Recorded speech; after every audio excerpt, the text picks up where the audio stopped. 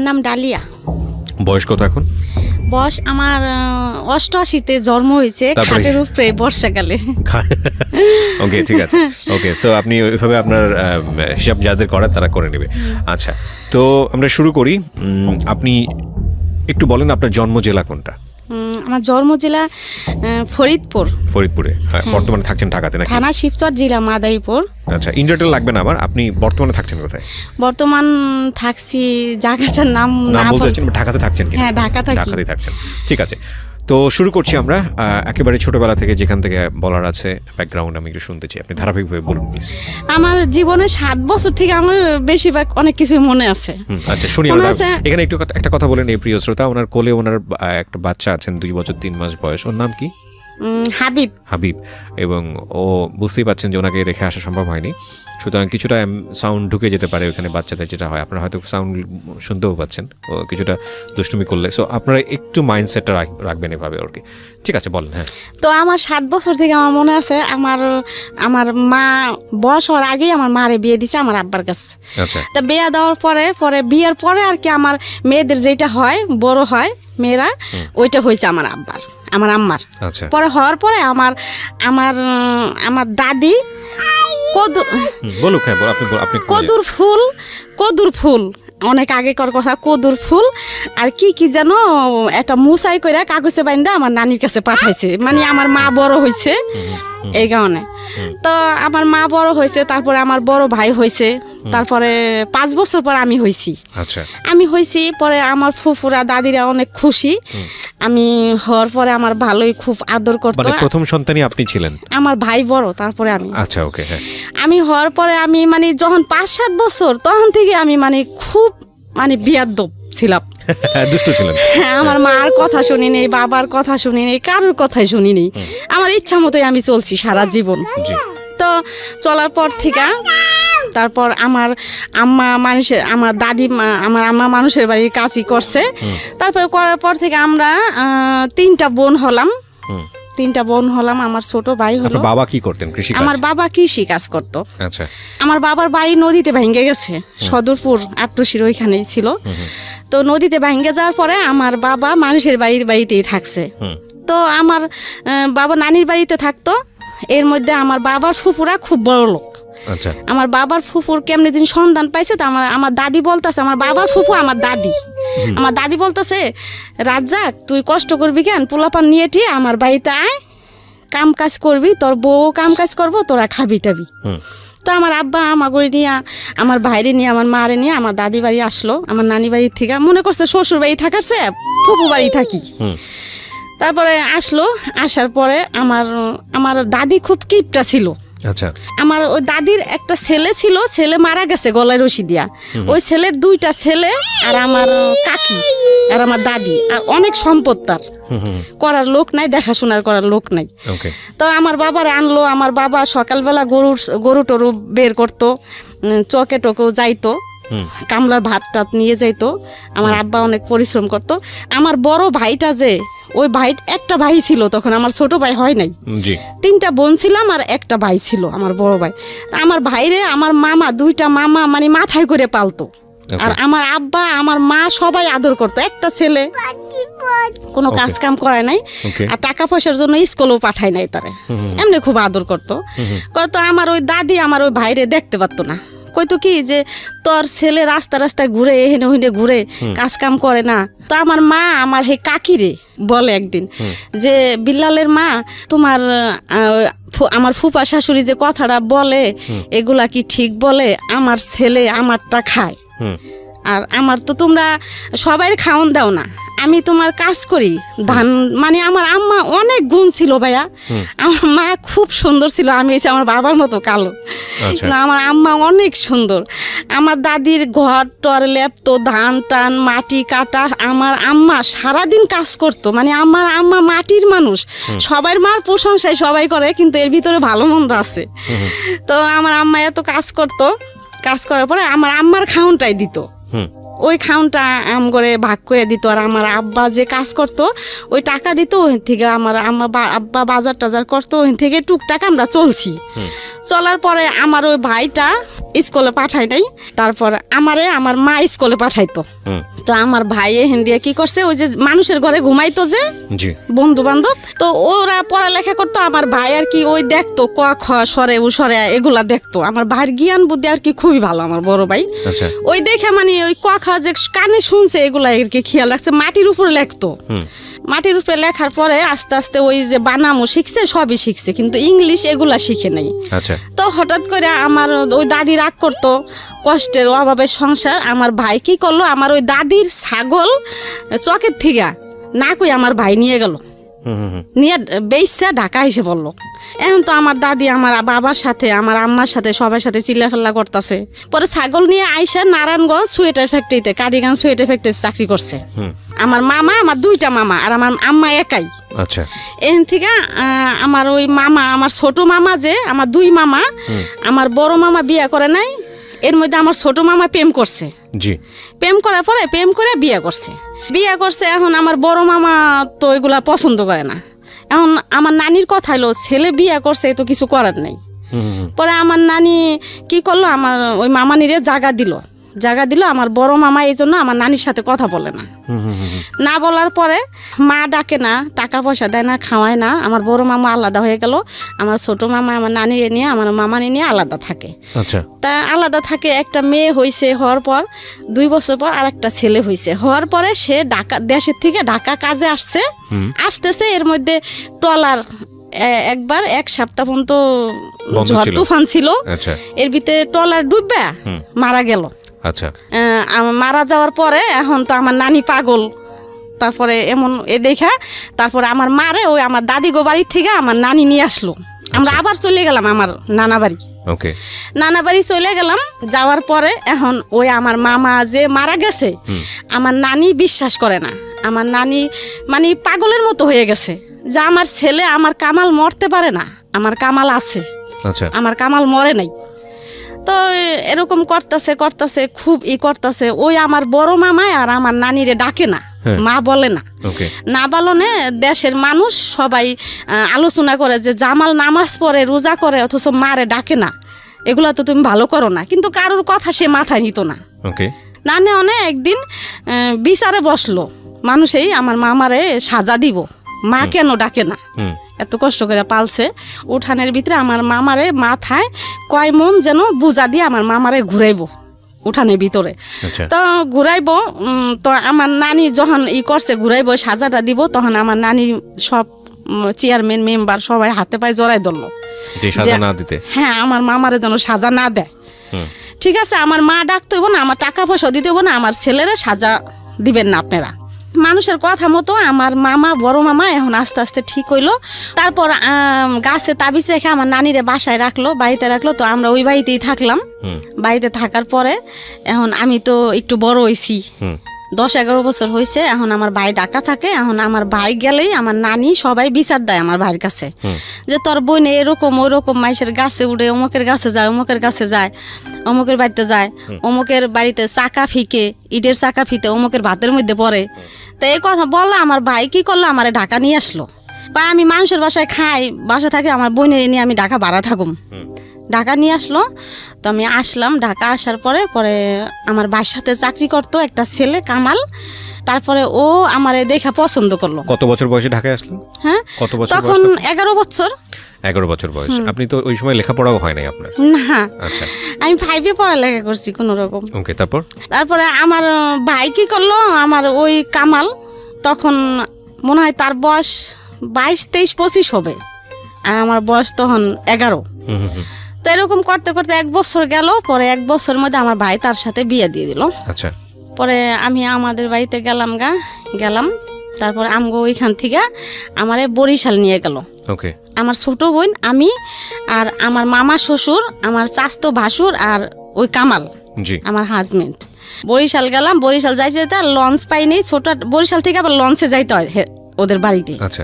পরে লঞ্চ পাই নেই, পরে ওইখানে থাকলাম রাত্রে, সকালবেলা লঞ্চ পামো। এখন পুলিশে ধরলো সবাইরে, আচ্ছা সবাই পুলিশে ধরলো। আমি ছোট, আমার কোথার থেকে যেন নিয়ে গেছে তারা, এই জন্য হ্যাঁ করে সবাই পুলিশে ধরলো। ওই কামালরে পুলিশে ধরলো, ধরার পরে অনেক হইলো, গ্যাঞ্জাম হইলো। হওয়ার পরে আমার ছোট বোনের কাছে নিয়ে আলাদা হ্যাঁ করে জিজ্ঞেস করলো যে কি ব্যাপার, তুমি করে কই থেকে আনছে, কি আশায় বিষয়। পরে আমার ছোট বোন কইলো না, আমার বোনেরে বিয়ে দিছে, আমরাই বিয়ে দিছি, এই জন্য তারা আনছে। তো কি করলো, তারা ছাইরা দিল, আমার দেশে নিয়ে গেল। দেশে নেওয়ার পরে আমি অনেক দিন থাকলাম দেশে। তারপরে আমার বড় ছেলে পেটে আসলো, 13 বছর তখন। আমার বড় ছেলে পেটে আসলো, পেটে আসার পরে আমার আবার ঢাকা নিয়ে আসলো আমার হাজবেন্ড কামাল। আচ্ছা পরে আমগো বাড়িতে নিয়ে গেল, নিয়ে যে আমার বড় ছেলে হইলো। হওয়ার পরে কি করলো, ওই কামাল সুয়েটার ফ্যাক্টরিতে চাকরি করতেই থাকলো। এর ভিতরে আমার বড় ছেলে হওয়ার 40 দিন পর আবার আমার মেজো ছেলে পেটে আসলো ভাইয়া। আচ্ছা তখন মানে আমার এরকম বুদ্ধি ছিল না, আর আমার ওই স্বামী বলে নাই এই বা এই, আমার কিছু বলে নাই, প্ল্যানিং বলতে যেটা বোঝায় আর কি। হ্যাঁ আমি কিছু বলে নাই। আমি 40 দিন পর আবার আমার মেজো ছেলে পেটে আসলো, মেজো ছেলে পেটে আসলো। এখন তো আমার অবস্থা খারাপ। আপনার বয়স তখন কত? 14 বছর। 14 বছর বয়স, একটা বাচ্চা আছে অলরেডি? 14 বছর হয় নাই। আচ্ছা পরে আমারে কি করলো, আবার বরিশাল নিয়ে গেল। মধ্যে আমার মেজো ছেলে হইলো। এর মধ্যে আমার ভাসুরের আবার বিয়ে করাই নাই। আমার ভাসুরের বিয়ে করাইছে, বউ সুন্দরী, আবার টাকা পয়সাও আনছে। আর ও কামাল, আমার হাজবেন্ডের নাম কামাল। ও তো বিয়ে করছে, টাকা পয়সাও নেয় নাই, আবার বউ সুন্দর না। এই আবার ও মানে আলোচনা শুরু করলো বাড়ির ভিতরে, মানে আপনাকে নিয়ে আলোচনা হলো। হ্যাঁ, আমার শ্বশুর শাশুড়ি সবাই এই আলোচনা করলো। এর মধ্যে আর কি এখন মানে সংসারে অশান্তি ফিরা। আমার এই যে আমার বাচ্চারে ভাত বাইরে খাইতে দেয় না, আমার খুব মানে কষ্ট। আমি ছোট মানুষ, আমার মানে চারিদিক দিয়ে মানে এখন আমার খুবই অত্যাচার। আমি কাপড় তুপুর নদীতে ধুইতে আইতাম, ওই ছুতা দিয়ে আমি ঢাকা এসে পড়তাম। আচ্ছা, একা লঞ্চে আইসে পড়তাম। আবার আমার ভাই দিয়ে আসতো, আবার আমি আইসে পড়তাম। আচ্ছা, ওই যে আমার কেউ ভালোবাসে না বাড়ির, আবার আইসে পড়তাম। ওকে, যে বাসায় ছিল পলাইয়া চিটাগাং চলে গেছে। আচ্ছা, আমার রাইখা চিটাগাং আমার ভাসুর থাকে, ওইখানে চলে গেছে। ওই ভাসুরের কাছে গেল। এখন আমার উপায় কি? আমার মা বাপ, আমার ভাই, এখন আমার কেউ আমার এই করতেছে না। আমার মা বলতেছে সজীব সাগরে ও দাদা দাদির কাছে রেখে আসতে, মানে আপনার 2 ছেলেকে। হ্যাঁ, আচ্ছা। এখন আমি বলতাছি না, আমার সজীব সাগরে আমি রাইখে আসুম না, আমি মরলে আমার সজীব সাগরে নিয়েই মরমু। পরে আমার মা বাবা আমার রাখবো না রাখনে আমি আসলাম ঢাকা আসা দেখলাম কি আমার ঘরে তালা মারা দেখে এখন আমি কই যাই, আমার ভাই নতুন বিয়ে করছে বাসায়, ওই বাসায় গেছি সজীব সাগরে নিয়া। পরে ওই বাসায় গেছি মতো, আমার ভাবি নতুন বিয়ে করছে আমার ভাই, তখন 1 বছর হয়েছে। আমার ভাই কি করলো, ওই ব্যাগ টক শুদ্ধ আমার রাস্তায় নামাই দিল, যে আমি কিছু জানি না, বিয়ে কিন্তু তারাই দিছে, কয় আমি কিছু জানি না। এখন আমি কি করি? পরে ওই কামাল যে সুয়েটার ফ্যাক্টরিতে চাকরি করতো, তার বন্ধু বান্ধব মেসে থাকতো, ওই মেসে আমি মনির ভাই ওদের বাড়িতে বাসায় গেলাম। আচ্ছা, যাই বললাম যে ভাই এরকম আপনার কামাল ভাই তো গেছে গা, এখন দেখেন অগো 2 জনটা আমি কই যাবো, ভাই তো এরকম আমার বাসা থেকে বের করে দিছে, আমি কি করবো এখন? পরে ওরা আমার সন্ধ্যায় গেছে ওই দিন, আর কি করলো, আমার করলো আসেন ভাবি আমার বাসায় আসেন। পরে আমার নিয়ে গেল, তারা 4-5 জন মেসে থাকে, তারা 1 রুমে ঘুমাইলো, 2 রুমের মানুষ 1 রুমে ঘুমাইলো, আর আমার 1 রুমে ঘুমাইতে দিল। আচ্ছা, তারপরের দিন আমার লঞ্চে উঠাই দিল, আমি আবার বরিশাল গেলাম। স্বামী নাই, আর এমনি তো তারা এরকম করে। বললো আমার আর কেউ জায়গা দিল না দেও না, আমি বরিশাল থেকে আবার ঢাকা আসলাম, এই সজীব সাগরে নিয়া। ছোট 2 জন, কেউ সুন্দর মতো হাঁটতে পারে না তখন। আইসা হরতাল, তখন আমি কি করলাম, রকেট আছে, লঞ্চও চলে না, রকেটে খুলনা গেলাম। আচ্ছা, ওই নদী দিয়ে রকেট চলে। খুলনা কেন গেলেন? খুলনা গেলাম হরতাল, তখন যশোর আমার নানির বোনের বাড়ি আছে, তারা খুব বড় লোক, ওইখানে যাবো আর কি। আচ্ছা, ওইখানে যাই সজীব সাগরে নিয়ে কাজ করবো, 2টা বাচ্চাকে নিয়ে। হ্যাঁ, স্বামী তখন কোথায় সেটা জানেন না? না, আমার তো কেউ জায়গা দিতেছে না। কামাল তখন কোথায় আপনি জানেন না? জানি না। ওকে, তো খুলনা গেলাম, রাত হয়ে গেল। তারপরে ওইখানে বাইরে বেটিরা আছে, টঙে থাকে, ওই বেটির সাথে কথা বললাম মতো, ওই বেটিরা কয় কি বোন তুমি থাক। আসলে আমি যেদিকে গেছি আর সজীব সাগরে নিয়ে সবাই আমার আশ্রয় দিত। পরে সকালবেলা ট্রেনে উঠাই দিল, আমি যশোর গেলাম, যশোর থেকে সজীব সাগরে নিয়ে কাজ কাম করলাম, খাইলাম। খাওয়ার পরে আমার আর কি যেথায় যাইতাম আমার মন বসতো না, যে আমি কি করলো, আমারে ভালো লাগতো না আমার কোথা। পরে ওইখানে থাকলাম, আবার আইসা পড়লাম, আবার বরিশাল গেলাম। বরিশাল গেলাম মতো, পরে আমার দেওরে কি করলো, আমার মাইরা পরে আমার লঞ্চে উঠাই দিল। আমার লঞ্চে উঠাই দিল, আমি কি করলাম, লঞ্চের থেকে আবার আমার চাচি শাশুড়িরা আছে, চাচতো দেওররা আছে, তারা আর কি আমার বুদ্ধি দিত যে ডালিয়া এইরকম এরকম ভাবে চলবি, তুই যাবি না, কে যাবি, তুই বুঝা খাবি, তোর তো কোনো দোষ না, তুই ছোট মানুষ, তোর এরকম করবো কে, তোর তো হেরা দেখেই আনছে। পরে আমি এক ঘাটে থেকে উঠাই দিছি, আমি আর এক ঘাটে নামে পড়ছি। আচ্ছা, নামে পড়ছি, নামে বাইরে চেয়ারম্যান আছে মহিলা, ওদের বাড়িতে গেছি মতো ওই মহিলা আমারে নিয়ে গেছে ইসে বরিশাল কোর্টে। আচ্ছা, আমারে দিয়ে মামলা করাইব। এখন কেমনে কেমনে দিন হেরা জানছে যে ডালিয়া তো লঞ্চে ঢাকা যায় নাই, নাইমে গেছে। ওকে, এখন যাই না তো হেরা পাগল হয়ে গেছে। তারপরে তখন ওই কামালে পাগলা করতো, ওই যে ট্রাকে হেল্পারি করতো। আচ্ছা, ও চিটাগাং থেকে আবার পাগলা তার বোনের বাড়ি, আমার ননাসের বাড়ি আছে, বাসা আছে, আচ্ছা, ওইখানে আসছে। তাই ওর আব্বুরে লোকে দিয়া ফোন দিল যে এরকম এরকম এখন বুড়াকালে কি আমরা জেল খাটমু তোর লিগা, তোর বউ এরকম এরকম কোর্টে গেছে, মামলা করবো, এখন তোর বউ তুই বিয়া করছো, যেমনি হোক তোর বউ নিয়ে যা। পরে কামাল কি করলো, দেশে গেল, দেশে যাই আমারে নিয়ে আসলো। আচ্ছা, পাগলা নিয়ে আসলো। আমার নন্দেরা উপরে ঘর ভাড়া থাকে, আমার নিচে মাটি ভিজা ময়লা, ওর ভিতরে একটা ছনের একটা ঘরে আমার ভাড়া দিল। আচ্ছা, ভাড়া দিল, মাটিতে ঘুমাই সজীব সাগরে নিয়া। ও চিটাগাং এখানে ওখানে যায়, হেল্পারি করে, 4-5 দিন পর পর আসে। তাই আমারে বাজারের টাকা দিয়ে যেত না, কোনো রকম আর কি দিয়ে যেত। তা ও একদিন টাকা না দিয়ে জায়গা, পরে আমি সজীবরে কই কি তোর আব্বুর লগে যা, যাই টাকা নিয়ে বাজার আনতে ক, দিয়ে যাইতে ক। পরে এ কইলাম দেখা আমারে ঘরের ভিতরে নিয়ে ভাইয়া আমারে অনেক মারলো। তখন আমার সাহায্য ছেলেটা পেটে আমার অনেক মারলো, মাইরে আমি আমি আমি বেহুশ হয়ে গেলাম। ওই পর্যন্তই আমি জানি। তারপরে যখন আমি হুশ হইলাম, তখন পাশের ঘরে ছনির মা ছিল।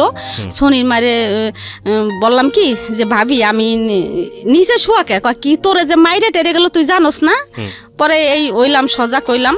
হওয়ার পরে আবার সন্ধ্যার সময় দেখি কি হে কামালে আমার জন্য ওষুধ পাঠাইছে। ওই সজল ছেলে আমার, সজীব সাগরের পর সজল পেটে আসছে, ওই সজলরে নষ্ট করার জন্য ওষুধ পাঠাইছে, 2টা সিরাপ পাঠাইছে। দুলাল বলেওনি এটা আপনাকে, এটা আপনাকে জানায়ওনি না। দুলাল একটা নাম, একটা লোকের নাম দুলাল, ওই দুলালের কাছে। আচ্ছা, পরে পাঠাইছে। এখন আমি অনেক খুশি হয়েছি ভাইয়া ওষুধ 2টা দেখা। আমি মনে করছি আমার মারছে, এই জন্য বুঝে আমার ওষুধ 2টা কিনে দিছে। খুশি হয়েছি। এখন একজনের কাছে নিয়ে গেছি, কয় কি ভাবি এগুলা তো ওই যে বাচ্চা নষ্ট করার ওষুধ। পরে তারপর আমি খাইছি ভাইয়া, কি লিগা খাইছি যে আমার বাচ্চা তো দরকার নাই।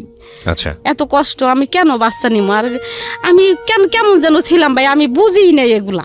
আচ্ছা, ঠিক আছে, তো খেলেন। আমার ওই সজলটা আমি ওষুধ খাইছি, তারপরও আমার সজলটা নষ্ট হয় নাই। না হওয়ার পরে এমনি আস্তে আস্তে আস্তে আস্তে আমার সজলটা কি করলো হইল। তখন ওর আব্বু আর কি আস্তে আস্তে একটু ভালো হইতাছে। এখন আর কি ওই ট্রাকে যায় না, ডিউটিতে যায় না, এখন আর কি রিক্সা নিছে।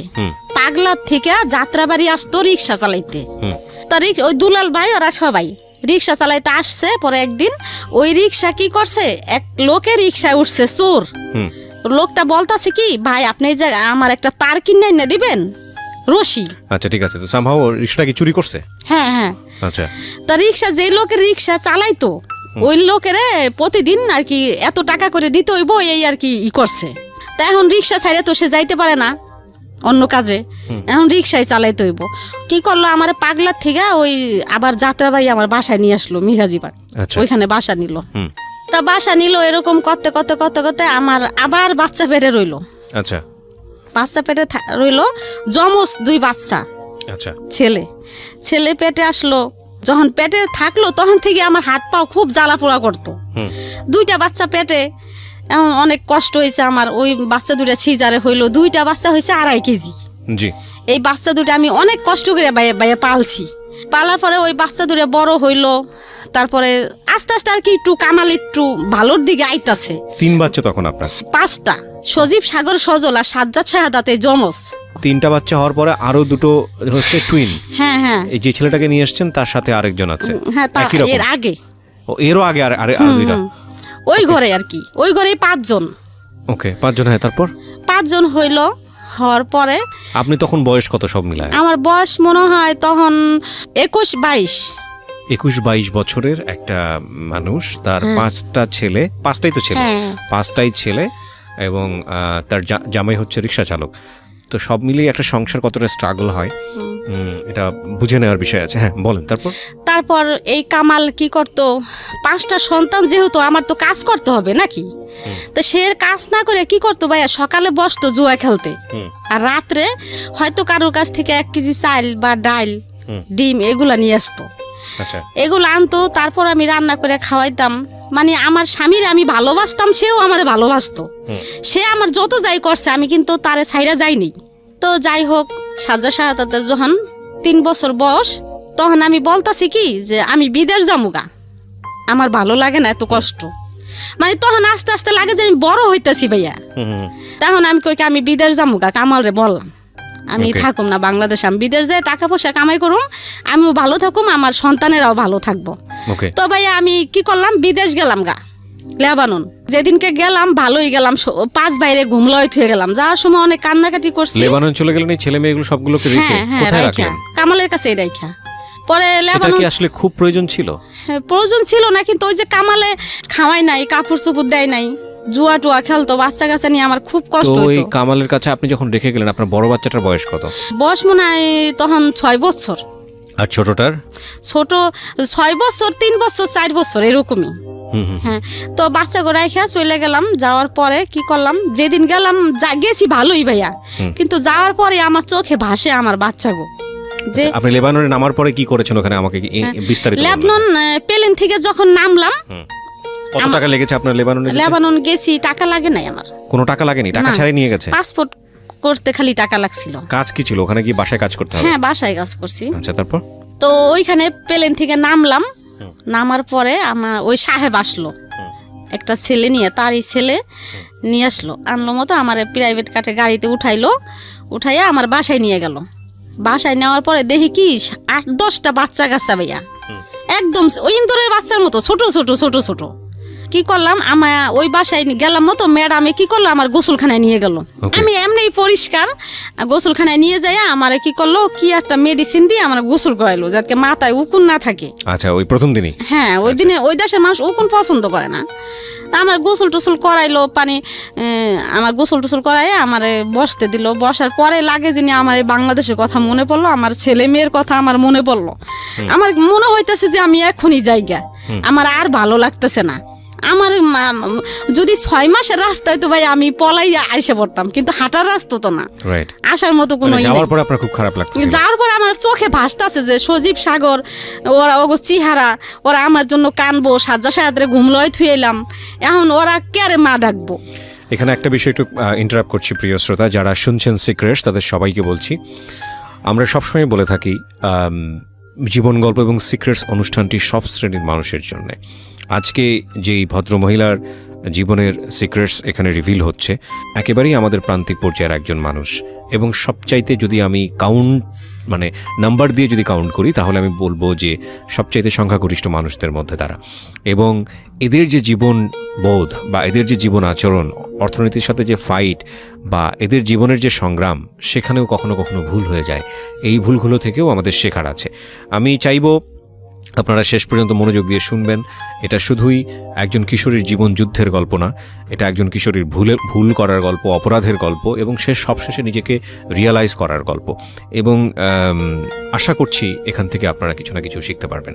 জি, তো লেবাননে যাওয়ার পরে আপনার মনে হচ্ছিল যে ছেলেদেরকে আপনি খুব মিস করছেন? তখন আমি মনে হইতাছে যে আমি যদি হাঁটার জায়গা হইতো তাহলেও আমি রওনা দিতাম। 6 মাস যদি লাগতো হাঁটতে, তো আমি 6 মাস ধরে পরে যদি আমার ছেলে মেয়ে দেখতে পারতাম হাঁটতে হাঁটতে যাইয়া, তারপর আমি হাঁটা শুরু করতাম। আচ্ছা, তো কি করলাম, ওইখান থেকে তো আর আসা যাবে না। তো আমার রাত্রে আর কাটলো না, রাত্রে এরকম বইসেই রইলাম বারিন্দায়। তো সবাই তো ঘুমাইতেছে, সকালবেলা ভোরে উঠছি, উঠে আমি পাগলের মতো করতেছি। আচ্ছা, সাহেব ম্যাডামরে ডাকতেছি, ম্যাডামরা তো তখন ঘুমাইবো, আমি ভোর 6টা বাজে যে ডাকা শুরু করছি যে আমারে দিয়ে আসেন, আমি থাকুম না। তারা তো আমার ভাষা বুঝে না। আচ্ছা, আমারে ডাল, চাল, আলু, ডিম, আমি যা যা পছন্দ বাংলাদেশের মেয়েরা খায়, ওই দালালে বলে দিছে যে এগুলো আইনে দিবেন। তাহলে থাকবো, মেয়ে খাইবো। বিদেশ মানুষে খারাপ বলে, আসলে কিন্তু ভালো খারাপ সবই আছে, সব জায়গাতেই আছে। হ্যাঁ, ভালো খারাপ নিজের ভিতরে। আপনি একটু আমাকে বলেন তো, যেই বাড়িতে আপনাকে রাখা হলো ওই বাড়ির মুনি বা বাড়ির লোকজন কতজন, কি করতো ওরা, একটু একটু আইডিয়া দেন তো আমাকে। ওই বাড়ির যে মালিক, হ্যাঁ, পুরুষ, সে 5 ওয়াক্ত নামাজ পড়তো। আচ্ছা, না সেটা খুবই ঠিক আছে, ভদ্র। খুবই ভদ্র, কিন্তু ওখানে মহিলা আর কেউ না, আর ছেলে মেয়ে কেউ বাচ্চা ছিল নাই? না, ছোট ছোট ছেলে মেয়েরা। কয়জন ছিল? প্রায় 7-8 জন। আচ্ছা, বাড়ির সম্পর্কে যদি একটু বলেন, কত বড় বাড়ি? বাড়ির সম্পর্ক খুব বড়, মানে 8-10টা রুম। আচ্ছা, আর গোসলখানা অনেক বড়, 2-3টা গোসলখানাই খুব বড় বড়। আপনার মতোই একজন ছিল ওখানে, আর নাকি আরো? আমি একাই। আপনি একাই ছিলেন? আমার একাই নিছি। আপনার সব কাজ করতে হতো ওখানে? হ্যাঁ। রান্না বান্নাও করতে আমি হতো? তো কাজ করিই নেই ভাইয়া। কয়দিন আমি ছিলেন যেমন ওখানে? আজকে রাত্রে গেছি, হ্যাঁ। সকালবেলায় আমি বলতাছি আমি থাকুম না, আমি যামুগা বাংলাদেশে, আমি থাকুম না। পরে ম্যাডামরা ডাকতাছি, ম্যাডাম কয় তুই চুপ থাক পরে। কি করলাম, আমার এরকম ভাবে আমি বারিন্দায় বসে দেখতাছি কোন জায়গা দিয়ে নামা যায়। মানে আপনি ঘর থেকে নেমে বের হয়ে হ্যাঁ, 3 তলায়। আচ্ছা, কোন জায়গা দিয়ে নামার, মানে আমি নামার চেষ্টা করতেছি, মানে কোন হান দিয়ে পাইপ বাইয়ে নামমু, বা কোনো জায়গা দিয়ে ছেঁচড়াইতে নামমু, কোনো বারিন্দা দিয়ে, মানে এরকম মানে করতেছি, চিন্তা ভাবনা করতেছি। আমার আর ভালো লাগতেছে না, আমি আইসে বড় ওগুলা করতো। পরে আমার ওইখানে নিয়ে গেল, রক্ত নিল, ওখানে বড় বড় উঁচা সাহেবেরা ভাইয়া। আমি কানতেছি দেখা আমারে মানে মারতে যাইতাছে, যাইছস কে তুলে বিদেশে, হ্যাঁ গো কথা হয়েছে এইটা, এত টাকা দিয়ে তোর এত করে আনছি, আইসস কে, মানে ঠিকই তো বলতেছে। আমারে মানে খুব হুমকি ধুমকি দিতেছে। তারপরে এগুলো বললো পর মতো আমার আবার বাসায় নিয়ে গেল ওই সাহেবে বাসায় নিয়ে যাওয়ার পরে এখন আমার আর ভালো লাগে না। এখন বিকেল হয়েছে, 3-4টা বাজে। এখন ম্যাডাম কি করতেছে, নামাজ পড়তেছে, আর সাহেবে মনে হয় কোথায় গেছে, তার ছেলে নিচে সাইকেল চালাইতে নামছে। এখন আমার কথা হলো কি, আমি বালতিতে পানি নিয়ে তেনা নিছি, বড় একটা তেনা নিছি, যে ঘর পুষতে গেটের সামনে যাবো, আর দরজাগুলা ধাক্কা দিলে কর কর করে উড়ে ভাইয়া, দামি বড় বড় দরজা। তাই এরকম করবো, যদি তারা দেখে ফেলে যে আমি বের হইতেছি, তাহলে কমো যে না আমি তো বুঝি নাই, আমি ঘর মুছতেছি। আর যদি না দেখে তাই তো আমি পলাম। আমি কি করলাম, দেখে নাই, আমি লিফট দিয়ে নামি নেই, সিঁড়ি দিয়া এমন দৌড় দিছি ভাইয়া, জুতাও রাখিনি পাই। দৌড়িতে অনেক দূরে, মানে যাইতেই আসি অনেক দূরে যাইতেছি। পরে 3 রাস্তা চৌরাস্তার মাঝখানে পুলিশ টুলিশ থাকে, মানে ওইখানেই গেছি, ধরা পড়ছি যাইয়া। পরে ওর কাছে বললাম, পরে তারা তো আমার ভাষা বুঝে না, তো বাংলাদেশি মেয়ে আছে ওইখানে, বাংলাদেশি মেয়ে কাজ করে যাইতেছে, পলাইনে মেয়েরাই কাজ করে যাইতেছে, ওই মেয়েরে ডাকছে ওই পুলিশে, কয় এদিকায়। পরে গেল, কয় কি শুনতো এই মেয়েটা কি কথা কি বলতেছে।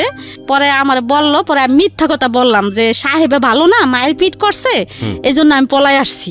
আচ্ছা, আপনি যাওয়ার কয়দিন পরের ঘটনা? পরের দিনই। আচ্ছা, হ্যাঁ, মিথ্যা কথা বলার পরে পুলিশরা আর কি, সবাই তো আর একরকম না, খুবই ভালো, আমার থানায় জেলে টেলে দেয় না, মনে করছে গরিব মানুষ আইছে বিদেশ কাজ করে খাই। পরে ফ্রি হিসাবে আমারে ওই মেয়েটার সাথে দিয়ে দিল পুলিশে, কয় কি তুমি এই সাথে যাও, তারা পুলিশরা। পরে ওই মেয়েটা আমার নিয়ে গেল, যেদিকে নিয়ে গেছে ওইখানে এরকম হাজার মেয়েরা, ওই এলাকায় ভাইয়া যত লেবাননের পলানো মেয়েরা আছে, ছাবরা ওই জায়গার নাম, ওই ছাবরা যায়, পলায়া মেয়েরা ওই ছাবরা যায়, এলাকার নাম ছাবরা।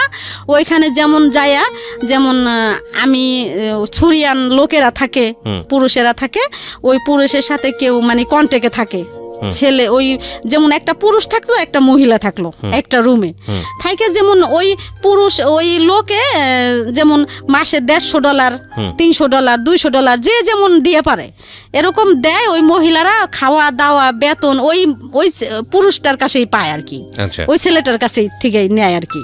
আবার বাইরেও কাজ করে, ওই লোকটা তো দেয় আবার বাইরেও কাজ করে, ছুড়া কাজ। এরকম মহিলারা আছে। আচ্ছা, কিছু মহিলারা আছে ভাইয়া যে ভালো কাজ করতেছে, সৎ কাজ করতেছে, 5 ওয়াক্ত নামাজ পড়তেছে, তারা 70-80 হাজার টাকা 50,000 টাকা এমন ইনকাম করতেছে। কিভাবে? ছুটা কাম, যেতকে এই বাসায় 3 ঘন্টা, 1 ঘন্টায় 7 টাকা ভাইয়া, 1 টাকায় 70 টাকা। ওকে, তাই এমন যদি 5-7 ঘন্টা বা 8-10 ঘন্টা করে তাহলে অনেক টাকা না মাসে। এরকম অনেক মেয়েরা এরকমও করে যারা ভালো। আচ্ছা, আর যেই করে এগুলো দেশে পাঠায় দেয়। হ্যাঁ, এখানে কি আপনি যেগুলো কন্টাক্টে থাকার কথা বলছেন, এখানে কি বাংলাদেশি মেয়েরাও আছে এরকম? হ্যাঁ হ্যাঁ হ্যাঁ। ওকে, এটা আপনি নিজের চোখে দেখেছেন? হ্যাঁ হ্যাঁ। আমি কিন্তু এখানে একটা কথা বলি, এটা ওনার বক্তব্য, আমরা রেডিওতে এটাকে স্বতঃসিদ্ধ করছি না, এটা উনি যেটা বলছে সেটাকে বিশ্বাস অবিশ্বাস একান্তই আপনাদের বিষয়। হ্যাঁ, তারপর ওই যে আমি যেখানে গেছি আর কি, মেয়েটা আমার যেখানে নিয়ে গেল, ওইখানে ছাপড়ার কথা বলছেন আপনি? হ্যাঁ, ছাবড়ার কথা বলতেছি এটা। তো ওই কিছু কিছু মহিলারা বহিদেও কাজ করে, কিছু কিছু মহিলারা অবহিদেও কাজ করে। তাই যারা বহিদ কাজ করে তারা তো মাসে 1.5 লাখ 2 লাখ ইনকাম করে, আর যারা ভালো কাজ করে হেরাও 70-80 হাজার 1 লাখ টাকা কাম করে ভাইয়া। 3টা মেয়ের কাছে যে পড়লাম, 3টা মেয়ে, একটা অফিসে চাকরি করে, অফিসে চাটা আইগে দেয়, অফিস ঝাড়ু টাড়ু দেয়, এই। আর একটা মেয়ে কি করে, আরেকটা মেয়ে বয়স 17-18 বছর। তো ওই মেয়েটা কি করে, খুব চালু, এই বাসায় কাজ করে, ওই বাসায় কাজ করে, ওই বাসায় কাজ করে, অনেক কাজ করে, প্রায় মাসে 1.5 লাখ টাকা মনে হয় কামাই করে ভাইয়া। 1.5 লাখ টাকা যে কাজ করে, মেয়েটা মানে ভালো, আমি দেখছি বিদায় কিন্তু আমি বলতেছি ভালো। আর যারা না দেখছে তারা বলে যে হয়তো এই মেয়েটা খারাপ কিছু করে আনছে। ঠিক আছে, সমস্যা নেই। হ্যাঁ, তো আপনি 3টা মেয়ের কাছে পড়লেন মানে কি আপনার তো টার্গেট ছিল বাংলাদেশে চলে আসা, কিন্তু আপনি ওদের কাছে পড়লেন মানে? ওদের কাছে গেলাম, ওই যে ওই মেয়েটারে দিয়ে আমার পাঠাইলো পুলিশেরা। আচ্ছা আচ্ছা। এখন তো আর বাংলাদেশে আসার কোনো ই নাই, পুলিশেও ধরতাছে না, এখন কি করা আছে? ওদের কাছে থাকতে হবে আপনাকে? ওদের কাছে থাকলাম। ওরা থাকতো কি একটা জায়গায় থাকতো? হ্যাঁ, একটা রুমে থাকতো, এক রুমেই থেকে বিভিন্ন রকমের কাজকর্ম। হ্যাঁ, বিভিন্ন রকমের কাজ করতো। তো আপনার সেদিক থেকে তো ওই বাড়িটাই ভালো ছিল, ওই বাড়িতে থাকলেই তো ভালো ছিল। কিন্তু ভালো ছিল, কিন্তু ওটা আটকাতো সবকিছু আটকা আমার ভালো লাগে না। ওই যে আমি তো বাংলাদেশে আসার জন্য পলাইছি, আসতে তো পারলাম না। রাইট, আমি এখানে একটু ইন্টারাপ্ট করছি, মাফ করবেন। এটা শুধু ওনার কথা না, এটা লেবাননের চিত্র না, বাংলাদেশের অনেক বাড়ির চিত্র। এটা আসলে এই জায়গাটা নিয়ে আমাদের ভাবার সময় হয়েছে। কারণ আমি নিজেও ভাবি যে ধরেন একজন অপরিচিত মানুষ যখন আপনার বাসায় মানে হোমমেড হিসেবে কাজ করছে, তখন ওই মানুষটাকে আপনি বাসার মধ্যে রেখে দরজা জানলা বন্ধ করে রেস্টুরেন্টে যাচ্ছেন খাওয়ার জন্য। আমি সিচুয়েশনটাকে রেস্টুরেন্ট দিয়ে এক্সাম্পল দিলাম, বিষয়টা হয়তো খুব অমানবিক এটা ফিল করার জন্য, বাট অনেক সময় হয়তো খুব জরুরি একটা কাজেও আপনি যাচ্ছেন। এই জরুরি একটা কাজে যাওয়ার সময় আপনি বাসায় যেই লোকটাকে রাখছেন সেই লোকটাকে আপনি তালা বন্ধ করে যাচ্ছেন। এখন কথা হচ্ছে যে সলিউশনটা কি? কারণ আপনি একটা জরুরি মিটিংয়ে যাচ্ছেন, আপনার অফিসে প্রয়োজন, আপনার বাসায় হোমমেড ছাড়া আর কেউ নাই, তাহলে আপনি কি তাকে অফিসে গাড়িতে করে নিয়ে মিটিংয়ে নিয়ে যাবেন? এটা তো সম্ভবই না। তো সম্ভব যদি না হয় তাহলে বাসাতে রেখে আসতে হবে। এখন বাসাতে রেখে আসলে আপনি তালা বন্ধ না করলে তো উপায় নেই, কারণ আপনার বাসায় যে জিনিসপত্রগুলো আছে সেগুলো চুরি হয়ে যেতে পারে।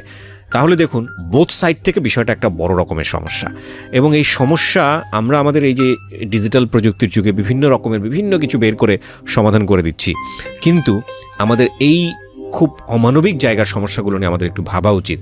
যে ঘন্টার পর ঘন্টা যে মানুষটা বাসায় কাজ করছে, ওই মানুষটা তালাবদ্ধ অবস্থায় বাসার মধ্যে থাকছে, আল্লাহ না করুক কোনো একটা দুর্ঘটনা যদি ঘটে, নির্ঘাত মারা পড়বে। তো এটা তো আমি যতদূর জানি যে এটা আইনত একটা অপরাধ, এটা এইভাবে রাখা যাবে না। কিন্তু এটা একটা সলিউশনটা কি? সলিউশনটা তো আমাদের আসা উচিত, একটা কমফোর্টেবল একটা সলিউশন, এবং এই সলিউশনের জায়গা নিয়ে আমাদের মনে হয় কাজ করা উচিত। যারা আজকের এই অনুষ্ঠানটা শুনছেন, এটা বোথ সাইড প্রবলেম। এটা যিনি মনিব তার জায়গা থেকেও প্রবলেম, যিনি ভৃত্য তার জায়গা থেকেও প্রবলেম। যদিও মনিব ভৃত্য সম্পর্ক জায়গাটা এভাবে এক্সপ্লেনেবল না, কিন্তু এই প্রবলেমটা বোথ সাইড থেকে লাভবান হয় সেই জায়গাটায় আসা উচিত। কারণ অনেক সময় দেখেছি যে অনেকেই আছেন যেটা চান না যে ওনার বাসায় এরকমভাবে তাকে তালাবদ্ধ করে রেখে বাইরে যেতে হচ্ছে, ঘন্টার পরে ঘন্টা বাইরে স্টে করতে হচ্ছে। এটা অনেক মালিকই চান না, কিন্তু নিরুপায় হয়ে করেন। এই নিরুপায় হন কারণ কোনো অল্টারনেটিভ সলিউশন নাই। আমাদের এই অল্টারনেটিভ সলিউশনের জায়গাটা একটু ভাবা উচিত, এবং আমি মনে করি যে কেউ যদি এই জায়গাটায় কোনো একটা কন্ট্রিবিউশন রাখতে পারেন, একটা বেটার সলিউশন আসতে পারেন, তিনি অসাধারণ একটি কাজ করবেন, অসাধারণ একটা কাজ করবেন। আমি আমার জায়গা থেকে তাকে অগ্রিম সাধুবাদ জানিয়ে রাখছি, এবং আমার জানা নাই যে আসলেও কোনো সলিউশন আছে কিনা। আপনাদের যদি কিছু জানা থাকে আপনারা এসে আমাদের ফেসবুকে লিখতে পারেন। আমার ফেসবুকের ঠিকানা www.facebook.com/kibriya.rj। আমি আবারও বলছি www.facebook.com/KEBRIA.RJ। পেজটি RJ কিবরিয়া নামে আছে, ওখানে লাইক দেওয়ার পরে আপনি আমাকে ইনবক্স করতে পারেন। If it is proper solution then আমি নিজে আপনার সঙ্গে কাজ করব। ওকে, ঠিক আছে। তো 3টা মহিলার সঙ্গে আপনি থাকলেন? তো 3টা মহিলার সাথে আমি থাকলাম। তো এরকম ওই মেয়েটা এরকম ভালো টাকা ইনকাম করে, তারা 6টা বোন, মেয়েটারা বাংলাদেশে মানিকগঞ্জ। আচ্ছা ওই যে চালু ম্যাডামেরা তার ভাষা বুঝতে পারে, আচ্ছা। এই জন্য তার মার্কেট অনেক, মানে ম্যাডামে গো যেখানে যায় ওইখানে এসে চলে। ভাষার কারণে আলটিমেটলি খুবই মানে ভালো, মেয়েটা খারাপ কিছু না। তো এরকম করতে করতে অনেক মেয়েরা বড় লোকই হয়েছে। তারপরে ওইখানে ওই মেয়েটাই আমার একটা গার্মেন্টসে একটা কাজ ঠিক করে দিছে। গার্মেন্টসে কাজ কি, যেমন বালিশের কাবার, সুপার কাবার, একটা গার্মেন্টসের মতো। ওইখানে আমি যাইতাম আসতাম, প্রতিদিন 15 টাকা পাইতাম। তা 15 টাকা করে দিলে ওই 15 টাকা থেকে আমি 5-7 টাকা প্রায় কথাই বলেই শেষ করতাম। আচ্ছা কথা বলতাম, সজীব সাগর ওরা কেমন আছে, ওই কামালের কাছে ফোন দিতাম। ওই যতক্ষণ আমি কাজে থাকতাম এতক্ষণই ওই কাজে থেকে আইসেই ওই ফ্যাক্সে ঢুকতাম। আচ্ছা ফ্যাক্সে যে কানতাম, এত কানতাম ভাইয়া, ওই লোকের আমার বলতো উপরে যাইতে লিগা, ছাদের উপরে যে কথা বলতে কইতো। মানে ওই বাড়িতে কথা ফোন করে কানতেন? হ্যাঁ, ওই কার যে সঙ্গে কথা বলতেন? কথা বললে কানতাম, ওই কামালের কাছে বাচ্চা জন্য কানতাম, বোনের কাছে ফোন দিতাম। বাচ্চারা ছিল ওই সময় কার কাছে? ওই কামালের কাছেই ছিল। তো কিভাবে বাচ্চা দেখতো? একটা ছেলে মানুষ রান্না বান্না করে থুয়া সে কোথাও যাইতো টাইতো। আর ওরা কি সারাদিন বাড়ির হ্যাঁ, মধ্যে? ওরাই খাওয়া দাওয়া করতো। ও মাই গড। তো কোথায় থাকতো? তারপর- ঢাকাতে থাকতো তখন ওরা? ঢাকাতে থাকতো নাকি? হ্যাঁ, ঢাকাতেই। চিন্তা করে দেখেন অবস্থা। তো তারপর তারপর কি করতাম, এরকম ফোন করতাম, অনেক ফোন করতাম, করতে করতে করতে করতে তো একদিন কামালে ফোন দিছি, তখন আমার বিদেশ যাওয়ার 1 মাস বয়স। যে বলতেছি কি, আপনি কই? কয় আমি ফরিদপুর যাইতেছি। আমি কই কে? কয় কি আমার বলে পেটে ব্যথা, আমার মা সুস্থ রেখে গেছিলাম আমি। আর আমার মা রাজি ছিল না আমি বিদেশ গেছি। আমার নানি, আমার মা রাজি ছিল না। আর আমি বিদেশ যাওয়ার পরে আমার মায়ের সাথে রাগ খুব, আমার মায়ের সাথে ফোনে কথা বলিনি। কামালে বলতাছে কি আমার বলে পেটে ব্যথা, আমি দেশে যাইতেছি। আচ্ছা, আমার আম্মা মারা গেছে। লেবাননে কতদিন হচ্ছে আপনার ওই সময়টাতে? তখন 1 মাস। চিন্তা করে দেখুন, 5টা ছেলে মেয়ে রেখে গেছে সে, এবং ওই সময়টাতে তার মা মারা গেল, বাবাও তো নাই। সবকিছু মিলে একটা অদ্ভুত রকমের কষ্টদায়ক জীবন। ওকে, বলেন তারপর। তো ওই আবার গেল নানি মারা, এরপরে আমি ওই কাজ করতেছি তো তখন মানে ওই সাবরা এরকম একটা এলাকা, পলানো মেয়েরা হাজার হাজার হয়ে গেছে, অশৃঙ্খলা, মানে এগুলাতে মানে ওই এলাকায় মানে অনেক মেয়েরা এরকম। তাই এরকম ওই দেশের সরকার আছে না, ওই দেশের সরকার বাংলাদেশের সরকারের সাথে পরামর্শ করে মানে একটা বের করছে, যেন ওই দেশের থেকে এই দেশের সরকারে কিভাবে ওই দেশের ওই মেয়েগুলার আনা যায়।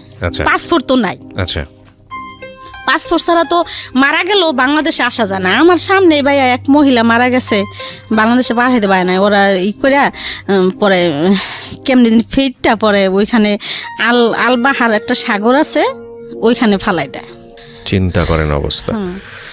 বলেন তারপরে কি করলো, এই পরামর্শ করলো 2 দেশের সরকার মিলা, মানে অনেক মেয়েরা হয়ে গেছে। ওই মেয়েরা করতেছে, পরে যে মেয়েরা আসার, অনেক মেয়েরা 5 বছর হয়ে গেছে, 10 বছর হয়ে গেছে অন্য ছেলের সাথে মানে সঙ্গী নিয়ে থাকতেছে। আর আমি তো যাওয়ার পরের থেকে তো শোক একটার পর একটা আছেই। আবার বাচ্চা থুয়ে গেছি, আবার মা মরছে, আবার নানি মরছে। আর আমার ভাইয়া ওরকম কোনো মন মানসিকতা ছিল না। অনেক ছেলেরা আমার অফার করছে ভাইয়া যে ডালিয়া তুমি আমার সাথে থাকো, তোমার $300 টাকা দিম। $100 টাকা ভাইয়া 9,000 টাকা। $300 দিম, $400 দিম, আমার সাথে থাকো, আমার সাথে থাইকে তুমি কাজ করো, তোমার খানার কোনো অভাব হইব না। ভাই আমি অনেক কষ্ট করছি, খানার কান্নাকাটি করছি অনেক, জানেনি তো আমার কি অবস্থা গেছে তখন। এইভাবে কাটাইছি। পরে 3 মাস শেষ, 3 মাসের শেষে পরে ওইখানে $400 টাকা দিয়ে এক জায়গায় নাম দিছি বাংলাদেশে আসার জন্য, ছবি নাম দিছি, দিয়া পরে কি করলাম, ওই বাংলাদেশে আসার করলাম। বাংলাদেশে আইসে বললাম ভাইয়া, ওকে, বাংলাদেশে আসলাম। আইসে পরে বাচ্চা কাচ্চা দেখলাম ভালোই। কতদিন পরে আসলেন? 4 মাস পরে। 4 মাস পরে আসলেন। আচ্ছা, 4 মাস পরে আসলাম, আইসা বাচ্চা কাচ্চা দেখলাম ভালোই। তখন সালাউদ্দিনের সাথে আমার চিনি আগের থেকেই, কিন্তু সালাউদ্দিন আমার নিয়ে নেগেটিভ ভাবতো, কিন্তু আমি ভাবতাম না। মানে পরিচয়টা কিভাবে হয়েছিল ওনার সঙ্গে? পরিচয় আমরা এক জায়গায় ভাড়া থাকতাম। আচ্ছা, ভাড়া থাকতাম। ওই বিদেশ থেকে আমার একদিন পরিচয় হলো আসার পরে। আচ্ছা, আসার পরে আমি খালপার আমার ওইখানে বাজারে গেছি, ও পেয়ারা কিনতে আছে, কয় কি ডালিয়া তুমি আইসো? পরে আমি হরে ভাই আইসি। পরে আমাকে বাসায় গেল, যার পরে আমার নাম্বারটা নিল, নিয়ে পরিচয় আগের থেকেই। তারপরে এরকম নাম্বার টাম্বার নিয়ে পরে ওর সাথে কথাবার্তা হইলো। কামাল ওই সময় এরকমই, মানে ওই যে আমি বিদেশ তাইছি, কাম কাজও করে না, ওই কামাল কাজে গেছে নাকি, সকালবেলা আমি বের হইতাম, কই গেল খুঁজতে যাইতাম যে দেখি কাজে গেছিনি, যাই দেখতাম জুয়া খেলে, এরকম অনেক মানে এই কামালে পাগলামি করতেছে ভাইয়া, থামে না। না থামনের পরে একবার ই করলাম, 3,000 টাকা নিয়ে কাজে গেছে, রিক্সা তখন ভ্যান চালায়, 3,000 টাকা নিয়ে কাজে গেছে। এখন রাত্রে আইসে কয় ডালিয়া আমার কাছ থেকে না 3,000 টাকা আলু বাজার সদরঘাট ওইখান থেকে নিয়ে গেছে ছিনতাইকাররা। তা আমি মনে মনে পরে চিন্তা করলাম যে 3,000 টাকা নিছে, ভ্যান নেয় নাই, টাকা নিলে তো ভ্যানও নিয়ে যাইব, তা নেয় নাই তো সে মনে হয় জুয়াই খেলছে। ঠিকই ভাইয়া জুয়া খেলে হারছে। আচ্ছা, তাই যাই হোক রাত্রে খুব জর্গা করতাম ওর সাথে আমি, জুয়া নিয়ে। তারপরের দিন সকালে আবার এই জুয়া খেলতে বইছে, যাইয়া জুয়া খেলতে বইয়া জিতে আইছে, সারাদিন জুয়া খেলছে, রাত্রে আইছে। পরের দিন সকালে বাজারে যাইয়া 5-7 কেজি একটা মুরগি বড়, ওই একটা মুরগি আনছে মতো আমার ভালো লাগে না। আমার কথা হলো ভাই আমি গোস মাছ না খাইয়া প্রতিদিন আলু ভর্তা ডাল খামু, আমার স্বামী আইনে দিব, আমার বাচ্চা কাছে নিয়ে খামু, কাজের টাকা খামু, আমি কেন সে জুয়া খেলবো?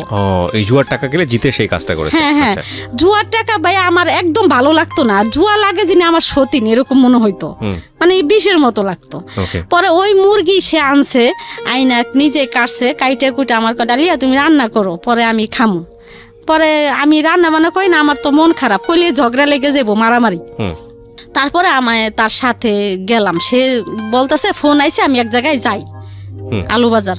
পরে আমি গেলাম, যাইতে দেখি কি যে জুয়ার ঘরে যে বইয়া, এখন আমি যাই থাবা দিয়ে হাত ধরছি যে কি ব্যাপার, এখন তো জুয়া খেলতেছেন আপনি যে অস্বীকার জান আমার কাছে আমি জুয়া খেলি না, এটা তো ঠিক আছে, আপনি খেলতেছেন তো জুয়া, মানে সরাসরি ধরছি আমি যাইয়া, কয় হ্যাঁ আমি খেলতাছি। তখন গেলো আমার পিছে আই পড়লো। তা এরকম করতে ঘরে একটা টিভি ছিল ভাইয়া, এরকম 2 দিন পরপরই বন্ধ রাখতো, 2 দিন পরপরই টেলিভিশন বন্ধ রাখতো। হ্যাঁ, টিভি বন্ধ রাখতো। এখন তো ওই 7-8 বছর বয়স হয়েছে তখন সজীব সাগর সজলের, তখন ওই বাচ্চাকে কামি দিয়ে দিছে ভাইয়া, ধরলাম। এরকম করতাম, করার পরে এই সালাউদ্দিন তো আমার বাসায় আসা যাওয়া করতো। আজকে ডালিয়াফা আমি ঘর ভাড়া দিতে পারতাম না, সালাউদ্দিন ঘর ভাড়া দিতে পারি না, সালাউদ্দিন পরে টাকা নেন, সালাউদ্দিন আজকে ঘর ভাড়া দিত, কালকে কেন কাঁচামরিচ পেঁয়াজ বাজার চাল, মানে ওরা আমার সবসময় দরকার থাকতো টাকার, ও মানে চাইতে দেরি আছে ভাইয়া, দিতে দেরি নাই। আচ্ছা, আমার বাসায় আসা যাওয়া করতো, তাই সবকিছুই আমার দিত। আমার লসুন শীত আসলে আমার সালাউদ্দিন, হ্যাঁ সালাউদ্দিন, তো এইগুলো দিত আপনার হাজবেন্ড, তো সন্দেহ করার কথা, এবং আপনার জায়গাতে সন্দেহ করার কথা, ও সন্দেহ করতো না, মানে ওই সালাউদ্দিন আমারে বোন রাখছে, আর অনেক আগের থেকেই প্রায় 5-7 বছর আগের থেকে আসা যাওয়া করে। বিবাহিত ছিল নাকি অবিবাহিত ছিল? তো এরকম আমার দ্বিতীয় তো ওই কামালে আবার ওরা সন্দেহ করতো না, আমিও মানে এগুলা কিছু ভাবতাম না, ভাবতাম যে এমনি ভালো লাগে, ওর মায়া লাগে, এই জন্যই দিতেছে। তা এরকম করতো একদিন ব্রাহ্মণবাড়িয়া লাইনে ও গাড়ি হেল্পারি করে, তখন তো আমার জন্য একটা 3 পিস নিয়ে এসে ভাইয়া। পরে আমি থাকতাম 4 তলায়, 3 তলায় একটা শারমিন করে একটা মেয়ে ছিল, ওই মেয়েটারে আমি বললাম যে শারমিন, সালাউদ্দিন না আমার জন্য একটা 3 পিস আনছে রে। শারমিন কয় ডালিয়াফা, মানুষের একজন একটা জিনিস দেয় মানুষ স্বার্থের লিগে দেয়, স্বার্থ ছাড়া কিন্তু কেউ কিছু দেয় না। পরে আমাকে দুধ ওই আমার বোন ডাকে, ও কি স্বার্থ চাইবো আর দুধ, এগুলো আমি মানে এগুলো আমি কানেই নিলাম না, মাথায় আনলাম না, আমি এগুলা বিশ্বাস করি না কারণে আমার ফোন নাই, মোবাইল কিনে দিল সালাউদ্দিন, এরকম করতো। তো এরকম কিনে টিনে দেওয়ার পরে আমি সালাউদ্দিনের পছন্দ করতাম না ভাইয়া, ও হ্যাংলা, আর আমি মানুষটা নিশ্চয় আমি এরকম ছিলাম না, আরো 11 বছর আগের কথা, ভালোই ছিলাম। তাই আমার চয়েস ছিল খুব ভালো, সুন্দর চয়েস ছিল, আর হ্যামস্যাম, ও হেল্পারি করতো, গাড়িতে থাকতো, হ্যাংলা পাতলা ভালো লাগতো না, ক্যাসরা টাইপের। পরে আমি কাজল করে আরেকটা ছেলে আছে, ওই কাজলের সাথে কথা বলতাম, অনেক কথা বলতাম, ওর ফোন দিয়ে কাজলের সাথে কথা বলতাম। আচ্ছা, তো কথা বলানো ও আর কি কাজলের সাথে ওর সাথে লাগছে, মানে কাজলের সাথে ও কথা বলতে দিব না। এই আমারে ঘরের ভিতরে যায়, এই আপনি ওর লগে কিহের কথা, কে বলছে এটা? এই সালাউদ্দিন।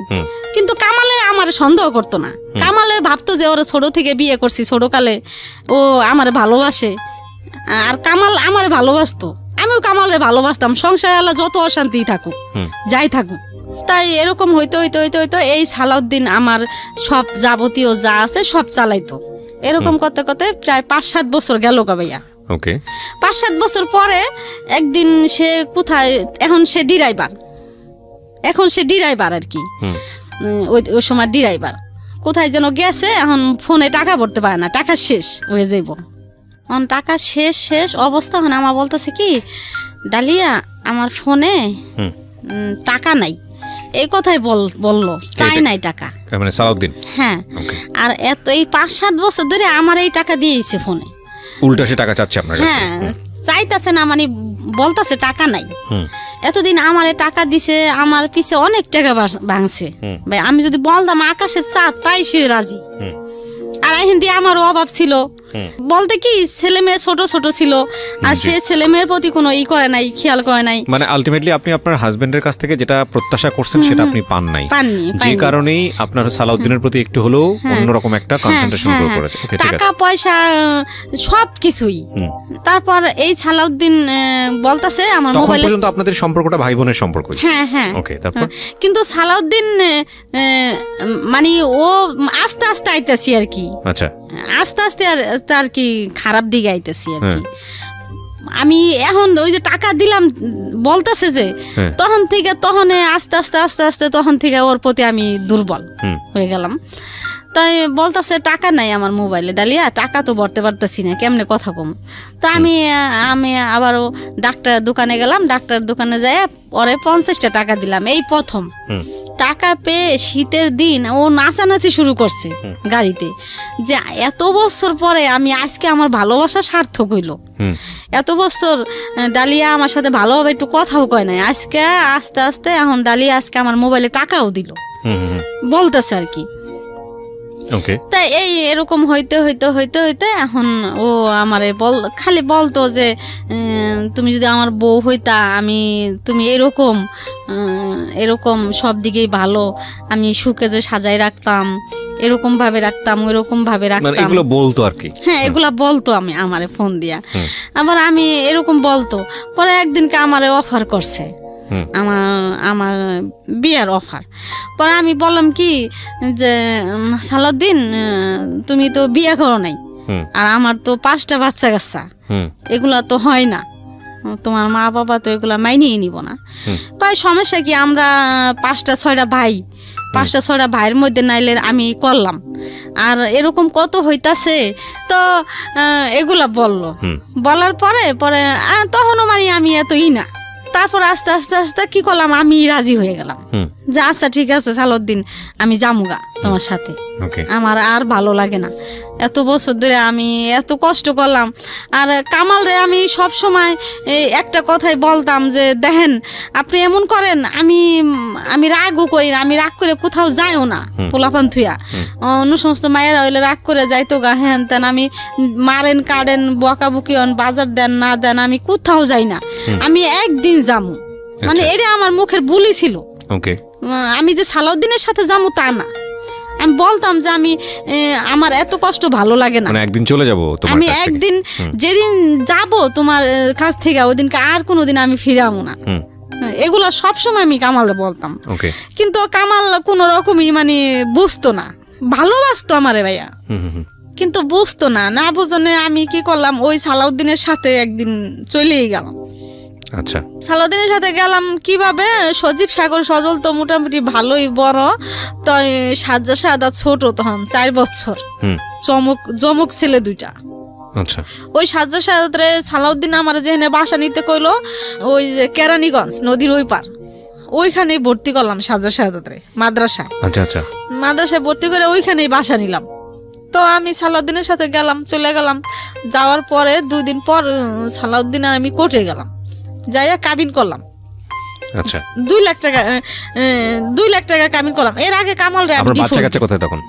3 ছেলে কামালের কাছে, আর 2 ছেলে আমি ওই মাদ্রাসায় ভর্তি করছি। আচ্ছা, তার মানে বাচ্চা কাচ্চা সব কামালের জিম্মাতেই আছে। হ্যাঁ, আর 2 ছেলে আমার রাখছি যে আমি যেন ওগো দেখতে পারি। পরে ডিভোর্স দিছি আরো আগেই, কিন্তু কামালের সাথে ওই যে আমার ঝগড়া ঝাঁটি, এই জন্য কামালের সাথে আমার ভালো একটা সম্পর্ক। ডিভোর্স আগে কিভাবে দিয়েছেন? ডিভোর্স ওই কামাল রে সালাউদ্দিনের কাছ থেকে যাওয়ার আগে সালাউদ্দিনই আমারে দেওয়াইছে। কামালের ডিভোর্স, যে তুমি কামালের ডিভোর্স দিয়ে দাও। পরে কি করলাম, আমি ডিভোর্স দিয়ে দিলাম কামালরে, দিয়া সালাউদ্দিন রে নিয়ে আমি কেরানীগঞ্জ ওদিকে বাসা নিলাম। নিয়া পরে 2 দিন পরে আমরা কি করলাম, কোর্টে যায় 2 লাখ টাকা কাবিন করলাম। 2 লাখ টাকা কাবিন করলাম। এরপরে কামালে তো আমি যেদিন গেছি ওই দিন থেকে যদি আইয়া দেখছে আমি ঘরে নাই, এই পাগল, এই দিন ওই আর কি তার হুশ হইলো, কিন্তু এতদিন তার হুশ হয় নাই। সে ভাবে নাই যে আমি চলে যাম, আমি কামাল পাগলের মতো হয়ে গেছে। সালাউদ্দিন গো বাসায় নিচতলা, আমার গো বাসায় 5 তলা। সালাউদ্দিনের মা বাবা সবাই নিচতলায় থাকে। তাই যাওয়ার মধ্যে আমার বাসায় সালাউদ্দিনই যাইতো, কামাল জানে, আর তো কেউ যাইতো না। তাই ও সালাউদ্দিনের সাথে আমি কাবিন করলাম। তাই এই হিন্দি আর কি আমার খোঁজাখুঁজি করতেছে কামাল, যে কোথায় গেল, রাগ হয়ে হয়তো কারো বাসায় গেল নি না কি করলো, সে এখনো বুঝে নাই যে আমি সালাউদ্দিনের সাথে গেছি। তখন পর্যন্ত সে মানে বিশ্বাসই করতে পারছে না, বিশ্বাসই করতে পারতেছে না যে আমি সালাউদ্দিনের সাথে চলে যাবো। আর সালাউদ্দিন তো বাড়িতে, আমার ওই জায়গা থুয়ে সালাউদ্দিন বাড়িতে আশেপাশে ঘুরতো, যেন না বুঝতে পারে কেউ, কামালে যেন না বুঝতে পারে। তো তারপরের দিন কামালে সালাউদ্দিন রে এক গলির মধ্যে নিয়ে ওর পায়ে পর্যন্ত ধরছে সালাউদ্দিনের, যে সালাউদ্দিন ডালিয়া কই আছে তুই কইতে পারবি, তুই আমার বাসায় যাইতে আইতি, তোর সাথে পুনুর করতো, সারাদিন কথাবার্তা কইতো, তুই কত ডালিয়া কই আছে। পরে সালাউদ্দিন কয় ভাই আমি তো জানি না ডালিয়া কই আছে। পরে এমন করতে করতে সে দেশের থেকে দেন, কামাল এখন পাগল, দেশের থেকে ফকির আনছে, ফকির আইনে আমারে আনবো আর কি তাবিজ কইরা, দেশের থেকে ভালো টাকা দিয়ে ফকির আনছে আইনা। এখন ফকিরে বলে দিছে যে ওদিকে আছে। পরে কি করলো কামালে, ওদিক থেকে আমারে বাইর করলো। কোথায় ছিলেন? ওই কেরানীগঞ্জ, ওদিক থেকে কেমনে খোঁজ নিয়ে আমার বাড়ি করলো। কেরানীগঞ্জে তখন আপনি এবং ততদিনে কি জানতে পারছে যে আপনি সালাউদ্দিনকে বিয়ে করে ফেলছেন? হ্যাঁ, পরে জানতে পারছে। না, এটা কি বের করার আগে জানছে না বের করার পরে জানছে? বাইর করার আগেই জানছে। কেমনে? সালাউদ্দিনের সাথে আমি দেশে গেছি একবার, দেশে গেছি। এখন সালাউদ্দিন বলতেছে কি ডালি আমি তুমি বাসায় যাবো, বাড়িতে আমার বোনের বাড়িতে গেছি।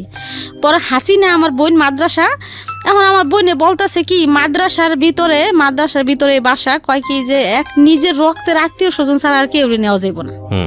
পরে আমি কই কি না, সালাউদ্দিনটা আনতে হইব, সালাউদ্দিনটা আমি আনবই, আর যদি না আনতে দেয় তাহলে আমি আর কোনোদিন আম না। তা আমার বোনেরা আবার আমার খুব ভালোবাসে, খুব। আমি আবার তেরা, এই জন্য আমার বোনেরা অনেক ভালোবাসে আমার। আমি খাই না খাই আমার বোনে করে তারপরে আমার সালাউদ্দিন গেল দেশে, যাইয়া একদিন থাকলো, থাইকা তারপরের দিন আবার আইসে পড়লো, আমারে নিয়ে ঢাকা আইছে। ঢাকা আইছে, এখন আমার বোনেরে ফোন দিছে কামালে, হাসিনা ডালিয়া কই গেল রে, কি আশায় বিষয়, ডালিয়া কি কারোর সাথে কথা টথা বলে, জানোস কয় কি আফায় তো ওই যে সালাউদ্দিন কার নাম, হ্যাঁ লগে তো আইছিল আমাকে বাড়ি। তখনই মোটামুটি নিশ্চিত হয়ে গেছে যে আপনি সালাউদ্দিনের সাথে কাজটা করে ফেলছেন। সালাউদ্দিনের তো আইছে আমাকে বাসায় একদিন, আমরা করবো না, তারপর আইছে আয়া আফারে তো হে লগে করে নিয়ে গেছে। তখনই মানে বুঝতে পারছে যে সালাউদ্দিনের সাথে আমি গেছি। এই আর কি খুব মানে এলাকাটা সুদ্ধা গরম হয়ে গেল আর কি। আর সে বুঝতে পারে না যে আমি জামুগা এরকম কাজ করবো। তাই এরকম করতে করতে করতে করতে তারপরে কি করলো, এই যে সালাউদ্দিনের সাথে মানে আস্তে আস্তে আস্তে আস্তে বছর 1.5 বছর গেল, তারপরে এলাকা নীরব হয়ে গেল আস্তে আস্তে। তখন মানিকগঞ্জ থেকে তো আপনাকে খুঁজে বের করলো, তখন তারপরে কি হলো? খুঁজে বের করলে কি হয়েছে, বের করলে আমারে করে নাই, মানে রাখে নাই, বাইর করছে ঠিকই, কিন্তু আমার আপনার সঙ্গে কথোপকথন হলো না, আপনার সঙ্গে কথা হইছে, কিন্তু আমি বলছি আমি আর থাকুম না তোমার কাছে। আচ্ছা, তো বাচ্চা কাচ্চা? হ্যাঁ, তোমার কাছে থাকুম না, আমি তোর কাছে গেছি গা, আমি তো এতদিন এতটা বছর আমি সহ্য করছি, আমি তো আপনার কইছি যে আমি গেলে একদিনই যামু, আপনি এত করছেন, তাহলে এখন কিল্লি গা এমন করতেছেন, আমি তো ওর লগে গেছি গা, সমস্যা কি? পরে এরকম করতে করতে পরে ঠিক আমি ওর কাছে থাকলামই না থাইকা সালাউদ্দিন আর আমি বাসা নিলাম, নিয়ে থাকলাম। বাচ্চা কাচ্চার কথা তখন মনে পড়তো না? বাচ্চা কাচ্চা তো ওর কাছেই ছিল, মানে আপনার কামালের কাছেই ছিল। তখন মানে আবার ওই কামাল এলাকা ছেড়ে অন্য এলাকায় গেছে, চলে গেছে, অন্য এলাকায় গেছে গা।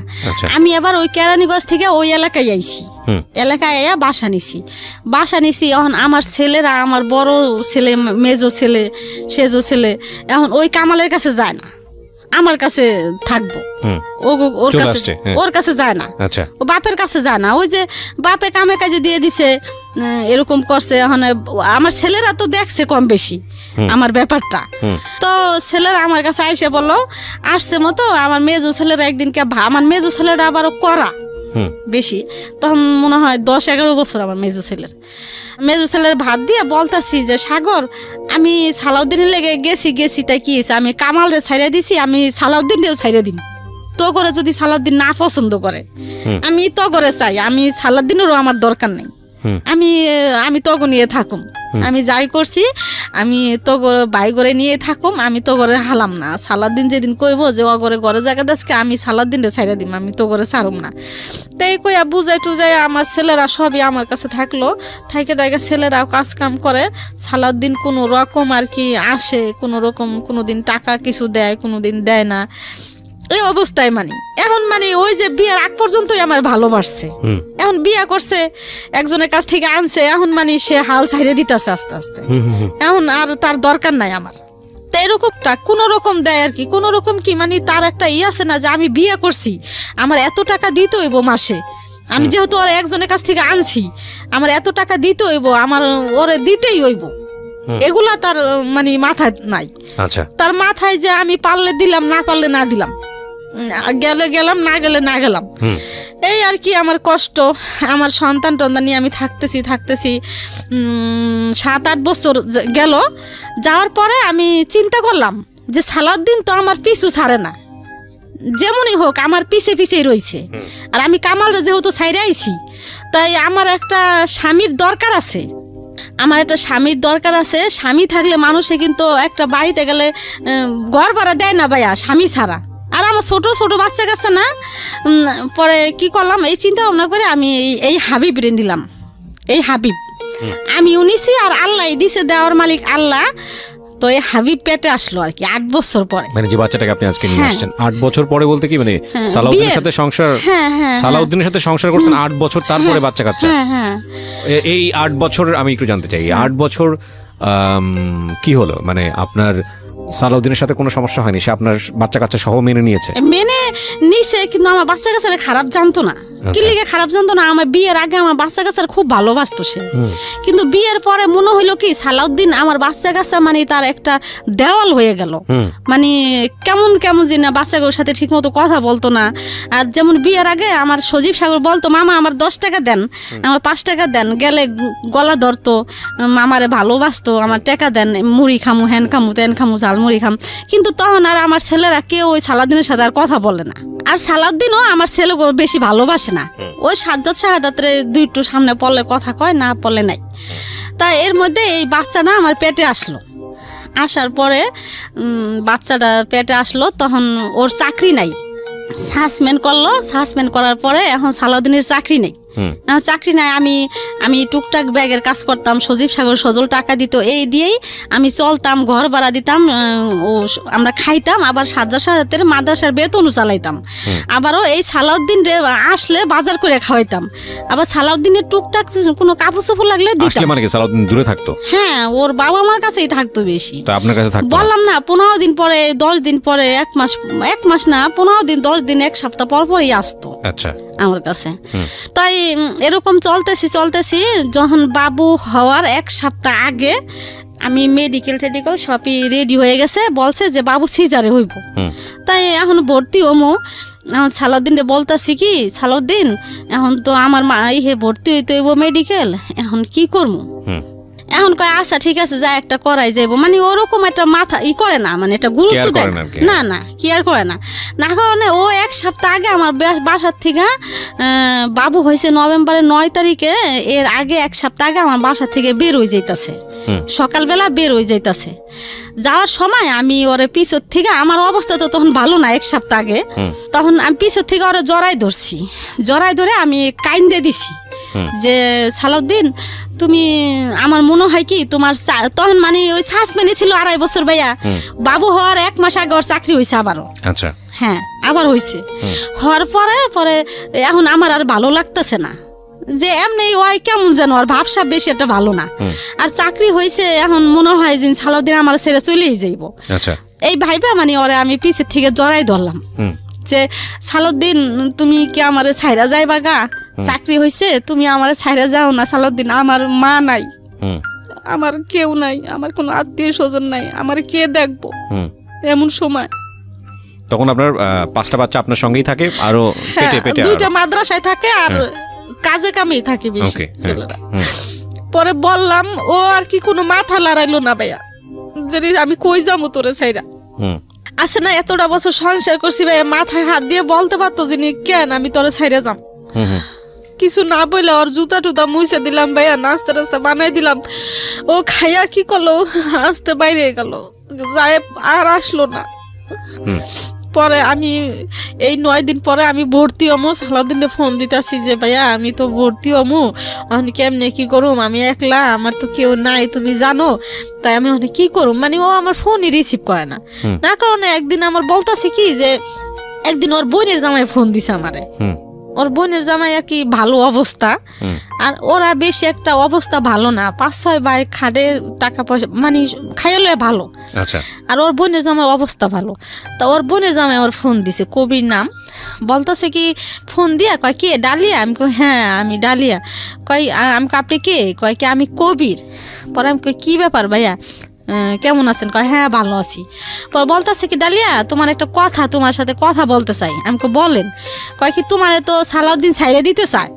পরে ভাইয়া লাগলো কি আমার সারা শরীরে ঘাম ছুটে গেল। ওর বোনের জামাই, মা বোন সবাই ভাবতাছে যে এখন সরকারি চাকরি ছিল না এতদিন, যাই হোক আসিল, এখন সরকারি চাকরি হইতাছে, আমার ছেলে আরো একটা বাচ্চা হইতাছে, ওই বাচ্চারে খাওন টাউন দিব, টাকা পয়সা দিব, আর ওগুলা এখন সবাই মানে চিন্তা ভাবনা করছে আমারে ছাড়াই হালাইব। চাকরি হয়েছে, এখন সালাউদ্দিনও আমারে ছাইরে দিব, এই চিন্তা। আপনাকে বলছে, তারপর কি হলো? ওর বোনের জামা হাতে পায়ে ধরে বলছে যে ভাইয়া আমারে টাকা পয়সা দিয়ে ডালিয়ারে ছাড়ান, আমি মাসে মাসে বেতন পাই, যে 18,000 টাকায় বেতন পাবো, এগুলো আপনারা মাসে মাসে আপনিই নিয়ে যান, আর গাড়ি যে চালামো এই টাকায় সংসার চলবো, মা বাপের দিন। এগুলা বলছে ওর বোনের জামাই। কি করলো, আমার ফোন দিয়ে বলতেছে কি আর সালাউদ্দিন তো তোমার ছাইরে দিতে চাই। পরে আমি কই কি ছাইরা দিতে চাই, এতটা বছর গেল এখন ছাইরা দিতে চাই, বাবু হইব এখন এই সময় ছাইরা দিতে চাইবো, কি কিনলিগা কি, তা তো আমি জানি না, সালাউদ্দিন রাখবো না তোমারে, এরকম এরকম আমরা তোমার টাকা পয়সা দিয়ে ছাইরা দিতে চাই। তাই কি করলো, এই 9 দিনের ভিতরে আর কোনো খোঁজ খবর নাই। এই কথা আর কি আমার কানে আসলো, ফোন দিল, তখন তো আমার অবস্থা কেমন তা তো জানেনি ভাইয়া, এতটা বছর আমি ওর সাথে থাকলাম যেমনই হোক। তাই এই নভেম্বরের 8 তারিখে আমি মেডিকেলে ভর্তি হইলাম, হাসপাতালে, আমগো বাসার পাশেই হাসপাতালে ভর্তি হয়েছি। এখন আমি এর আগে এক আপারে বলছিলাম ভাত খাওয়ায়, মানুষ খাওয়ায়, সেই আপাটা মানুষ খাওয়ায় আর কি, 15-20 জন।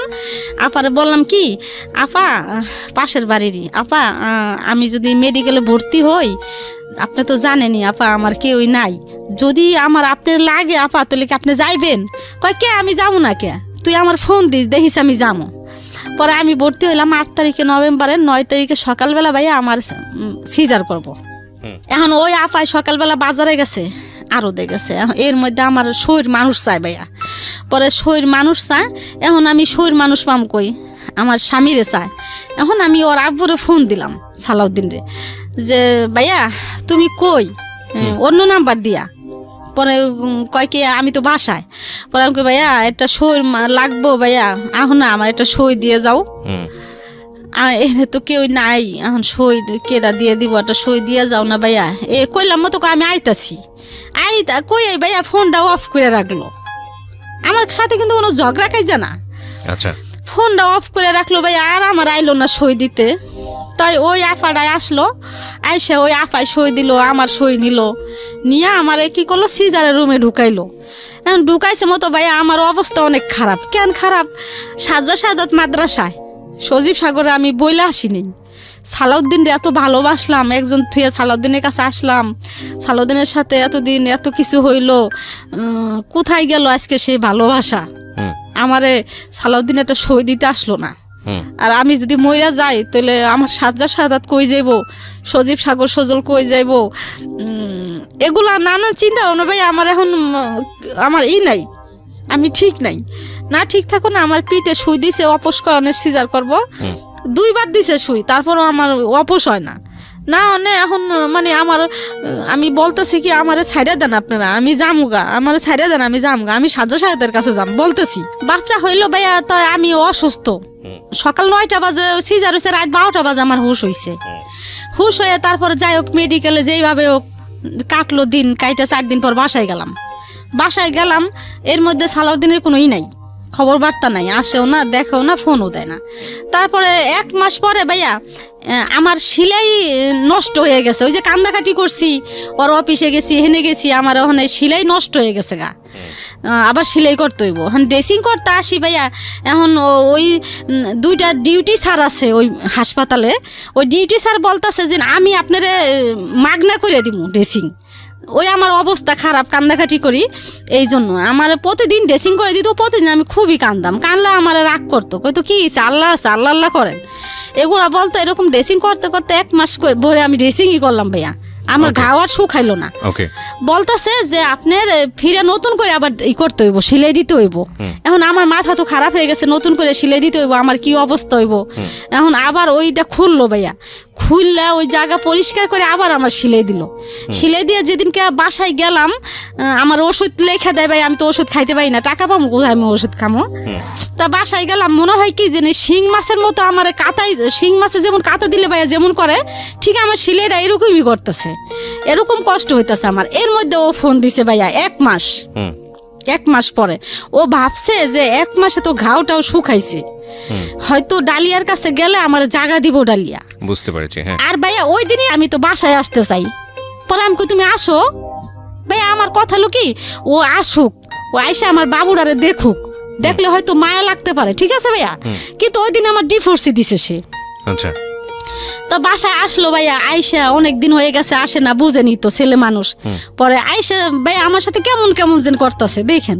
পরে আমি আর ওর সাথে রাগ দেখাই না, আমি কার সাথে রাগ দেখাবো, রাগ টাগ দেখাই না, কোনো অভিমান টভিমান করি না, রাগ টাগ দেখাই না। আমার সাথে ভাইয়া কেমন যেন করতেছে, রং কেমন করে, আমার তো হিন্দি খবর হয়ে যাইতেছে।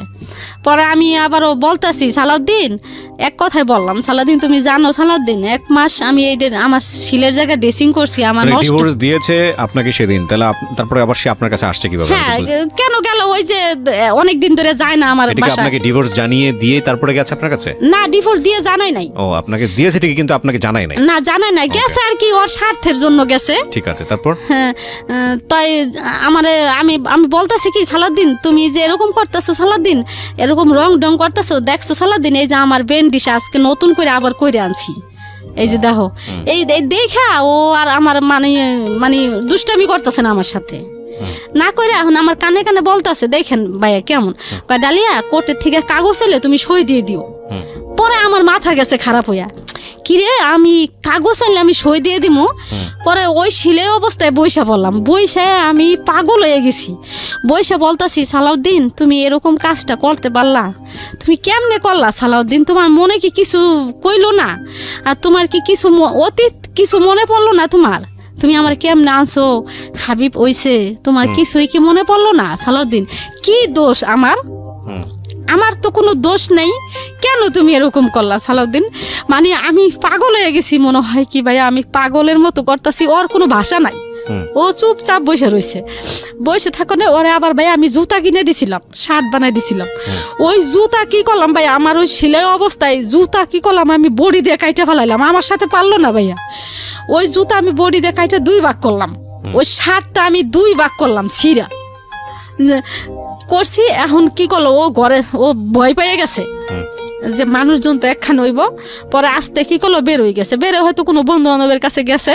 তারপরে আমি ওর অফিসে আসা যাওয়া করতাম ভাইয়া, এর মধ্যে ওর ডিপু যেখানে গাড়ি চালায় ম্যানেজার, ওই ম্যানেজারের কাছে আসা যাওয়া করতাম। পরে এই হাবিবরে দেখা ওরা সবাই মানে আমার লিগে খুব মায়া করতো অফিসে।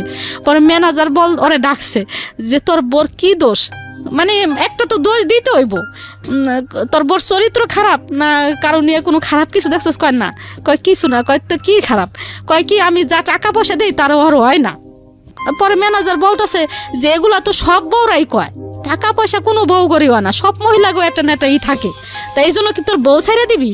তা দেখ রে এরকম এরকম। আচ্ছা, আমি এত ডিটেল আর না যাই, আমি শুধু একটু আপনার কাছ থেকে শর্টকাটই যদি জানি কি হলো এরপরে আপনি ডিভোর্স দেওয়ার পরে কি আপনার সঙ্গে আর ব্যাক করেছেন, আপনি মেনে নিলেন এটা? হ্যাঁ হ্যাঁ, নাকি মেনে নিলে বাধ্য হলেন, কি হলো দিন শেষে? তবে আমার কি করলো 3 মাস অফিস থেকে আমার হাবিব রে 5,000 করে টাকা দিল 2বার। দেওয়ার পরে দ্বিতীয়বার সালাউদ্দিন আমার ফোন দিয়ে বলতেছে কি যে এর মধ্যে 3 মাস আর সালাউদ্দিনের সাথে আমার সাথে সম্পর্ক নাই, যে সালাউদ্দিন ফোন দিয়ে বলতেছে যে ডালিয়া তোমারে আমার ফ্যামিলির থেকে আমি আর কি মামলা করছি এর মধ্যে আর কি। মামলা করে দিয়েছেন? হ্যাঁ মামলা করছি। কি মামলা করেছেন? মামলা করছি যে যৌতুক মামলা করছি। আর যৌতুক এবং নারী নির্যাতন যেটা হয় আর কি। হ্যাঁ হ্যাঁ, খেয়াল করবেন 3টা অ্যাঙ্গেল আছে এই গল্পে। এর ভিতরে একটু থামাই আপনাকে। 3টা অ্যাঙ্গেল প্রিয় শ্রোতা। একটা হচ্ছে ওনার আগের সংসার, ওনার পরের সংসার দ্বিতীয় অ্যাঙ্গেল, তৃতীয় অ্যাঙ্গেল হচ্ছে মামলা। এই মামলার বিষয়টা এখানে কিভাবে আসলো, মানে এবং যখন সরকারের কাছে আশ্রয় নিতে হচ্ছে এই সমস্যা সমাধানের জন্য, সেই যে আশ্রয় যে যৌতুক এবং নারী নির্যাতন, যৌতুকের প্রসঙ্গ তো এখানে আসেই নাই, মানে পুরো এন্টায়ার গল্পে। এবং নারী নির্যাতনের বিষয়টা কিন্তু ওনার আপনার কি গায়ে হাত তুলতো? হ্যাঁ আমার খুব মারতো। ও মারতো? আমার মায়ের পাগলের মতো মারতো, এই পাশে থেকে মারে ওই পাশে নিত, ওই পাশে থেকে ওই মাসে। এই 8 বছরের সংসারে এত মারতো, তারপর আপনি সংসার করেছেন তার সঙ্গে? হ্যাঁ আমি সংসার করছি, ওই যে একটাই ভাইবা যে আমার কিছু করার ভুল, ভয়ঙ্কর রকমের ভুল। আচ্ছা ঠিক আছে, হ্যাঁ বলেন তারপর। তো আমি মামলা করছি এখন মামলা ওখানে ও বলতেছে কি ডালিয়া তুমি বাবুরে লইয়া যাই বাইবা, তো এগুলো না করে আমার ফ্যামিলির থেকে তোমার 2 লাখ টাকা দিব, 2 লাখ 2.5 লাখ যাই দেখ তুমি মাইনে নাও। আর আমি তো আছি, আমার সন্তান, আমি তো আর এটা করতেছি না। ও যদিও সই দিয়ে থাকি তাহলে তো আমি মনের থেকে সই দিব না, সন্তান তো সন্তানই আমার, তাই তুমি মাইনে না, পরে আমরা মিলবো। তাই ভাইয়া আমি কি করলাম, ওর কথা আমার ভুল হয়ে গেছে বলতেছে, আমার ভুল হয়ে গেছে, আমি ওই ম্যানেজার টেনাজার সবার কথা মতো মামলাটা তুলে নিলেন। হ্যাঁ না তুলে নিলাম না, ওর উকিলে আমার উকিলে মিলা এই মানে এক জায়গায় বইসা ওই আমারে কি করলো 2.5 লাখ টাকা দিল। বাবুর হাবিবের বাবদ 50,000 টাকা আর আমার কাবিনের 2 লাখ টাকা। পরে দেওয়ার আগে থেকে আমার সাথে ভালো যোগাযোগ শুরু করলো ভাইয়া ওর আব্বু, এই সালাউদ্দিন ভালো কথাবার্তা বলতেছে। দেওয়ার প্রায় 15-20 দিন আগের থেকে আমার আগের মতো মানে এই বিয়ার আগের মতো কথাবার্তা শুরু করতেছে।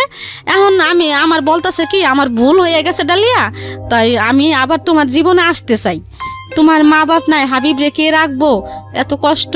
পরে ভাই আমি রাজি হইয়া ওরে আবার আমি আনলাম, আইনা পর আবার আমরা কি করলাম কাবিন কইরা ফিরা ও বলতেছে কি আমার কিছু টাকা টুকা দাও না। ও আমার কাছ থেকে ভাই 1 লাখ টাকা নিল আর 1.5 লাখ টাকা আমার কাছে রইলো। ও আবার টাকা নিয়ে নিয়েছে? হ্যাঁ 1 লাখ টাকা নিল, নিয়ে 1.5 লাখ টাকা আমার কাছে থাকলো। এখন ওই 1 লাখ টাকা নিয়ে ঋণ পিন দিল, একটা অপ্পো সেট টেট কিনলো আমো ঘরে, মানে আমারও টুকটাক কিছু আর কি ভাঙছি ভাইয়া বুঝছেন কইরা। তারপরে এখন কিছুদিন পরে ভাইয়া আবার শুরু করছে, আবার ওই 1.5 লাখ টাকা চাই ভাইয়া বুঝছেন। ওই 1.5 লাখ টাকা আমার কথা হলো কি সালাউদ্দিন তো আমার ভালো কিছু দেয় না। ডিভোর্স দিয়েছেন, তারপরে আর মামলা করেছেন, মামলা তুলে নিয়েছেন টাকার জন্য, উকিলে বসে একটা সমাধান করেছেন। তারপরে সে আপনার কাছে আবার ফিরছে, ফিরে টাকাগুলো যখন আপনার কাছ থেকে নিচ্ছে তখন কি তাকে আবার বিয়ে করেছিলেন? না করেন না, আবার বিয়ে করছেন। তখন কত টাকা দিন মহল ধরেছেন? 1 লাখ টাকা। 1 লাখ টাকা, আচ্ছা ঠিক আছে। তারপরে ওই 1.5 লাখ টাকা আবার চাইতাছে, পরে 1.5 লাখ টাকা চাইতাছে। এখন আমার কথা কি যে ও তো আর ভালো না, যদি ভালো হইতো 1.5 লাখ টাকা আমার কিডনি বেচেও দিতাম। 1 লাখ টাকা দিছি, তা 1.5 লাখ টাকা থাক আমার কাছে, তাই ওই 1.5 লাখ টাকা চায়। আর ভাইয়া আজকে এই মেয়ের সাথে, কালকে ওই মেয়ের সাথে, খুলনা যায় একটা, গোপালগঞ্জ যায় একটা, এই নোয়াখালী যায় একটা, মানে যেই দেশে যাইবো ওই দেশে তার একটা আছে ড্রাইভার, গাড়ি চালায়, ওই দেশে তার একটা না একটা আছেই। প্রত্যেকটা মেয়েরে আমি ধরছি আর কি, ওই যে ও তার মোবাইল থেকে ফোন দিয়ে আমি ধরছি। এরকম করতে করতে তো সে আমার এখন মানে ওই 1.5 লাখ টাকা 1.5 লাখ টাকাই করে, আমি ওই 1.5 লাখ টাকা দেই না কা। তা আমার কথা যে আমি 1.5 লাখ টাকা দিমু, কারে দিমু? ভালো তো হইতে হইব, আমার সংসারিক হইতে হইব, আমার সংসারিক না আমার হাবিবরে তো দেখতে হইব, হাবিব তো তার সন্তান, আমারে না দেখ তার সন্তান রে সে কি দিব না ভাইয়া? যে আমার একটা সন্তান আছে, আমার সন্তান রে এই আজকে অসুখ হয়, কালকে অসুখ হয়, এই একটা না একটা ভাইয়া হইতেই থাকে। 3 বেলা ভাইয়া, সকাল বিকাল রাত্রে 3 ভাইয়া ফিটার নিয়ে ভাইয়া পিছে ঘুরে, জামু ফিটার দুধু দে কান্দাকাটি করে ভাইয়া, ফিটার না হইলে ঘুমায় না। অবস্থায় খুব এই বাচ্চাটা নিয়ে আমি খুবই কষ্টে আছি ভাইয়া। আর আমার ওই ছেলেরা আমার খুব ভালোবাসে ভাইয়া। ছেলেরা টাকা পয়সা লাস্ট কি দাঁড়াইছে? লাস্ট দাঁড়াইছে কি, আমি কিছুদিন আগে আমি মামলাও করছি ভাইয়া, আবার ওর নামে আবার মামলা করছি। আর আমি ওর হেড অফিসে দিছি, এই যে দরখাস্ত দিছি যে আমার এই ব্যাপার, আমার টাকা পয়সা দেয় না একটা ছেলে, এরকম তা ওই দরখাস্তটা এখনো হয় নাই। আপনি ওর অফিস মানে ও কি সরকারি চাকরি করে? হ্যাঁ, সরকারি চাকরি করে। তাহলে ওর আপনি দরখাস্ত দিয়েছেন, প্লাস হচ্ছে আবার মামলাও করেছেন। এখন এই অবস্থায় আপনি ঝুলন্ত অবস্থায় আছেন। আপনার ছেলে মেয়ে সবগুলো এখন আপনার সঙ্গে আছে, মানে 7টা ছেলে আপনার? না, 6টা। তো এই 6টা ছেলে। তো আপনার জীবনে আপনি যে ঘটনাটা আজকে এখানে বললেন, আপনার ভুলটা কি, আপনার অপরাধটা কি? আপনি ভুলটা কি ভাইয়া, এটা তো আপনিই বুঝতে পারছেন। আমার মনে হয় না যে আমার কোনো ভুল ভাইয়া, আমার জীবনটা এই ছোট থেকে। আপনার ডেফিনেটলি ভুল আছে, কিন্তু আপনি যদি মনে না করতে পারেন যে আপনার কোনো ভুল নাই। আমার ভুল, আমি ওই যে কামাল যাই করতো, কামালের কাছ থেকে যদি সালাদিনের কাছে না আসতাম, এটাই আমার ভুল হয়েছে। এইটাই এই জায়গাটাই আমি একটু বলতে চাচ্ছি। সেটা হচ্ছে যে একটা মানুষ, দেখেন, আমরা সংসার জীবনটা আসলে অন্যরকম একটা জীবন আমার কাছে যেটা মনে হয়, এবং যারা এখানে শুনছেন তারা বিভিন্ন শ্রেণীর শ্রোতা আছেন। এটা একেবারে প্রান্তিক পর্যায়ের একটা মানুষের গল্প, যার দিন এনে দিন খেতে হয়, জীবনে কিছুই পায়নি সেই অর্থে, কষ্ট করে লেবানন গেছে, সেখান থেকে একটা মানুষের সান্নিধ্য পাওয়া, এবং তারপরে গায়ে গতরে খেটে 5-6টা ছেলে মেয়েকে মানুষ করার চেষ্টা করা, সব কিছু মিলিয়ে একটা অন্যরকম মানুষ। একেবারে আমাদের সমাজের একেবারে নিচু শ্রেণী যদি বলি, তাহলে একেবারেই প্রথম পর্যায়ে বলতে পারলে আমি যেটা বোঝাচ্ছি যে প্রান্তিক, একেবারেই নিচু পর্যায়ের যে শ্রেণীটা আছে সেই শ্রেণীর একজন মানুষ। যদিও উঁচু নিচু ভিত্তি নিয়ে আমার যথেষ্ট রকমের দ্বিমত আছে, শুধু বোঝানোর জন্য বলছি। তো আমি যেটা বলতে চাই সেটা হচ্ছে যে এই মানুষটার জীবনটাকে যদি আপনি অ্যানালাইসিস করেন, এরকম ঘটনা আমাদের প্রত্যেকের জীবনে আছে। সবচেয়ে ট্রিকি পয়েন্ট আজকের এই জীবনের পুরো গল্পটাতে, সিক্রেটসে, সেটা হলো, দেখুন, ওনার জীবনের কোনো কিছুই সমস্যা ছিল না। ওনার প্রথম হাজব্যান্ডের সমস্যার জায়গাটা যেটা ছিল, উনি যেটা বলছেন যে আমার হাজব্যান্ড আমাকে লাভ করতো, ভালোবাসতো, কিন্তু ওর যেই খামখেয়ালিপনাগুলো, জুয়া খেলা বা ওর যে সংসারের দিকে মন না দেয়াটা, এটা আমার পছন্দ ছিল না। এবং সবচেয়ে বেশি যেই ল্যাকিংসটা ছিল, আদর যত্ন স্নেহ, যেটা হাজব্যান্ডের কাছ থেকে একজন ওয়াইফ প্রত্যাশা করে, ওই জায়গাটায় আরেকজন তৃতীয় পক্ষ চলে এসেছিল। এবং সে তৃতীয় পক্ষটা ছিলেন হচ্ছে ওনার দ্বিতীয় হাজব্যান্ড সালাউদ্দিন, যিনি লম্বা একটা সময় নিয়ে ওনার সময়টা ইনভেস্ট করেছেন এনার পেছনে, এবং যেভাবে হোক না কেন তার কাছে নিয়েছেন। এবং সেই সংসার জীবন 8 থেকে 10 বছরের সংসার জীবন, সেখানে বাচ্চা কাচ্চা হয়েছে, কিন্তু শেষ পর্যন্ত সেটা টেকেনি। এখন এখানে কম্পারেটিভ অ্যানালাইসিস যদি আপনি করতে যান, সেক্ষেত্রে হয়তো প্রথম সংসারটাই ভালো ছিল, আপনি সেটাই বলবেন। কিন্তু মূল জায়গাটা সেটা হলো যে একজন মানুষের অভাববোধ আছে, শুধু খেয়ে পড়ে থাকা তাই জীবন না। এটা প্রত্যেকটা সংসারই আছে, একটা মেয়ের ক্ষেত্রেও আছে, ছেলের ক্ষেত্রেও আছে। এবং ওই ছেলেটা দিন শেষে তার ওয়াইফের কাছ থেকে একটা এক্সট্রা কেয়ার প্রত্যাশা করে, এবং ওয়াইফও নিশ্চয়ই তার হাজব্যান্ডের কাছ থেকে একটা এক্সট্রা কেয়ার প্রত্যাশা করে। এগুলো যখন জমতে অনেক বড় একটা শূন্য জায়গায় তৈরি হয়, এটা প্রত্যেকটা সংসার জীবনের জন্যই সত্য। এবং সেই শূন্য জায়গাটাই কেউ একজন যখন এসে দাঁড়ানোর সুযোগ পায়, তখন মন অটোমেটিক্যালি তার দিকে ধাবিত হয়। নইলে দেখুন, যেই লেবাননে গিয়ে ভদ্রমহিলা পরের দিনই বলছিল যে 6 মাসের রাস্তা হলো আমি হেঁটে চলে আসবো বাচ্চাদের জন্য, সেই বাচ্চা কাচ্চাদেরকে ছেড়েও, যদিও সে ছাড়েনি, এক পর্যায়ে গিয়ে ছেড়ে হলেও সে সালাউদ্দিনের হাত ধরে সংসার জীবন, নতুন একটা জীবন শুরু করতে গিয়েছিল। বিকজ সেখানে সে তার ভালোবাসা খুঁজে পেয়েছিল, সেখানে সে স্নেহ খুঁজে পেয়েছিল। কিন্তু এই ভালোবাসা, এই স্নেহ, এসবের জন্যেই ঠিকমতো আমরা ডিল করতে পারি না বলেই ভয়ঙ্কর রকমের ভুল সিদ্ধান্ত আমাদের বৈবাহিক জীবনেও আসে, এবং বিবাহোত্তর জীবনেও আসে, এবং বিয়ের আগেও আসে। একটা জিনিস সবসময় যেটা বলি সেটা হচ্ছে লাভ অবশ্যই এটা সৃষ্টিকর্তা প্রদত্ত চমৎকার একটা জিনিস, অত্যন্ত পাওয়ারফুল একটা জিনিস। কিন্তু এই লাভটাকে যদি আমরা রেসপেক্টের জায়গায় রাখতে না পারি, এই লাভের ইকুয়েশনটা যদি শুধুই ইমোশনাল হয়, সেটার সাথে যোগ বিয়োগে যদি সামাজিকতা এবং আরও যে বিষয়গুলো চলে আসে মানুষের বেঁচে থাকার জন্য, সেগুলো যদি না মেলে, শুধুই প্রেম নিয়ে, শুধুই ইমোশন নিয়ে জীবনের সুখী হওয়া বা সাকসেস রেট আমার মনে হয় খুবই খুবই খুবই কম। কারণ এই ইমোশন বলেন, এই লাভ বলেন, এইটা না ওই প্রথম পর্যায়ে যেই ফোর্স নিয়ে থাকে, এটার রূপ পরিবর্তন হয়ে যায়। অফকোর্স আমি রেসপেক্ট রেখেই বলতে চাই, হাজব্যান্ড অ্যান্ড ওয়াইফ বছরের পর বছর সংসার করছেন, কেউ হয়তো কাকে বার্থডে উইশও করেন না, কেউ হয়তো কারোর জন্য কখনো ফুলও কেনেন না, কেউ হয়তো কারোর জন্য কোনোভাবে স্পেশাল ডে বা ডিনারের আয়োজনও করেন না, তাহলে কি তাদের মধ্যে লাভটা নেই?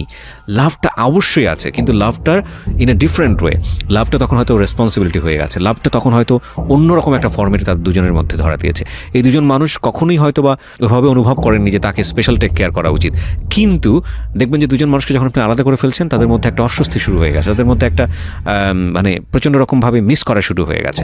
এই যে নির্ভরতা, যেটা বোঝা যায় না, যেটা এক্সারসাইজের জায়গাটায় আসে না, যেটা বয়ফ্রেন্ড এবং গার্লফ্রেন্ডের ক্ষেত্রে খুব বেশি প্রয়োজন হয়, যেটা হয়তো হাজব্যান্ড আর ওয়াইফের ক্ষেত্রে একেবারেই প্রয়োজন হয় না, এই জিনিসটা থাকে, এটা ডিফারেন্ট ফর্মেটে চলে যায়। তো আমি কথাটা এই কারণেই বলছি যে যেই ইমোশনের কারণে, যে মানুষটাকে না হলে আপনার চলছে না, যে মানুষটাকে না হলে আপনার জীবনটাকে বৃথা মনে হচ্ছে, এটা একটা মারাত্মক রকমের ইমোশন, খুবই ম্যাচিউরড একটা ইমোশন। কজ এই ইমোশনটা পরবর্তীতে অন্যদিকে টার্ন নেয়, এবং সেই টার্নিং পয়েন্টে গিয়ে ওই মানুষটার সঙ্গে আদৌ থাকা সম্ভব কি না, সামাজিকতা কি বলে, এবং আপনার জায়গা থেকে লজিক কি বলে। যদিও আমরা যখন জানি যে ইমোশন যখন চলে আসে তখন লজিকটা অনেক বেশি বন্ধ হয়ে যায়। তো এই চিন্তাটা করাটা খুব জরুরি, নইলে 8 বছর পরেই হোক, 5 বছর পরেই হোক, 7 বছর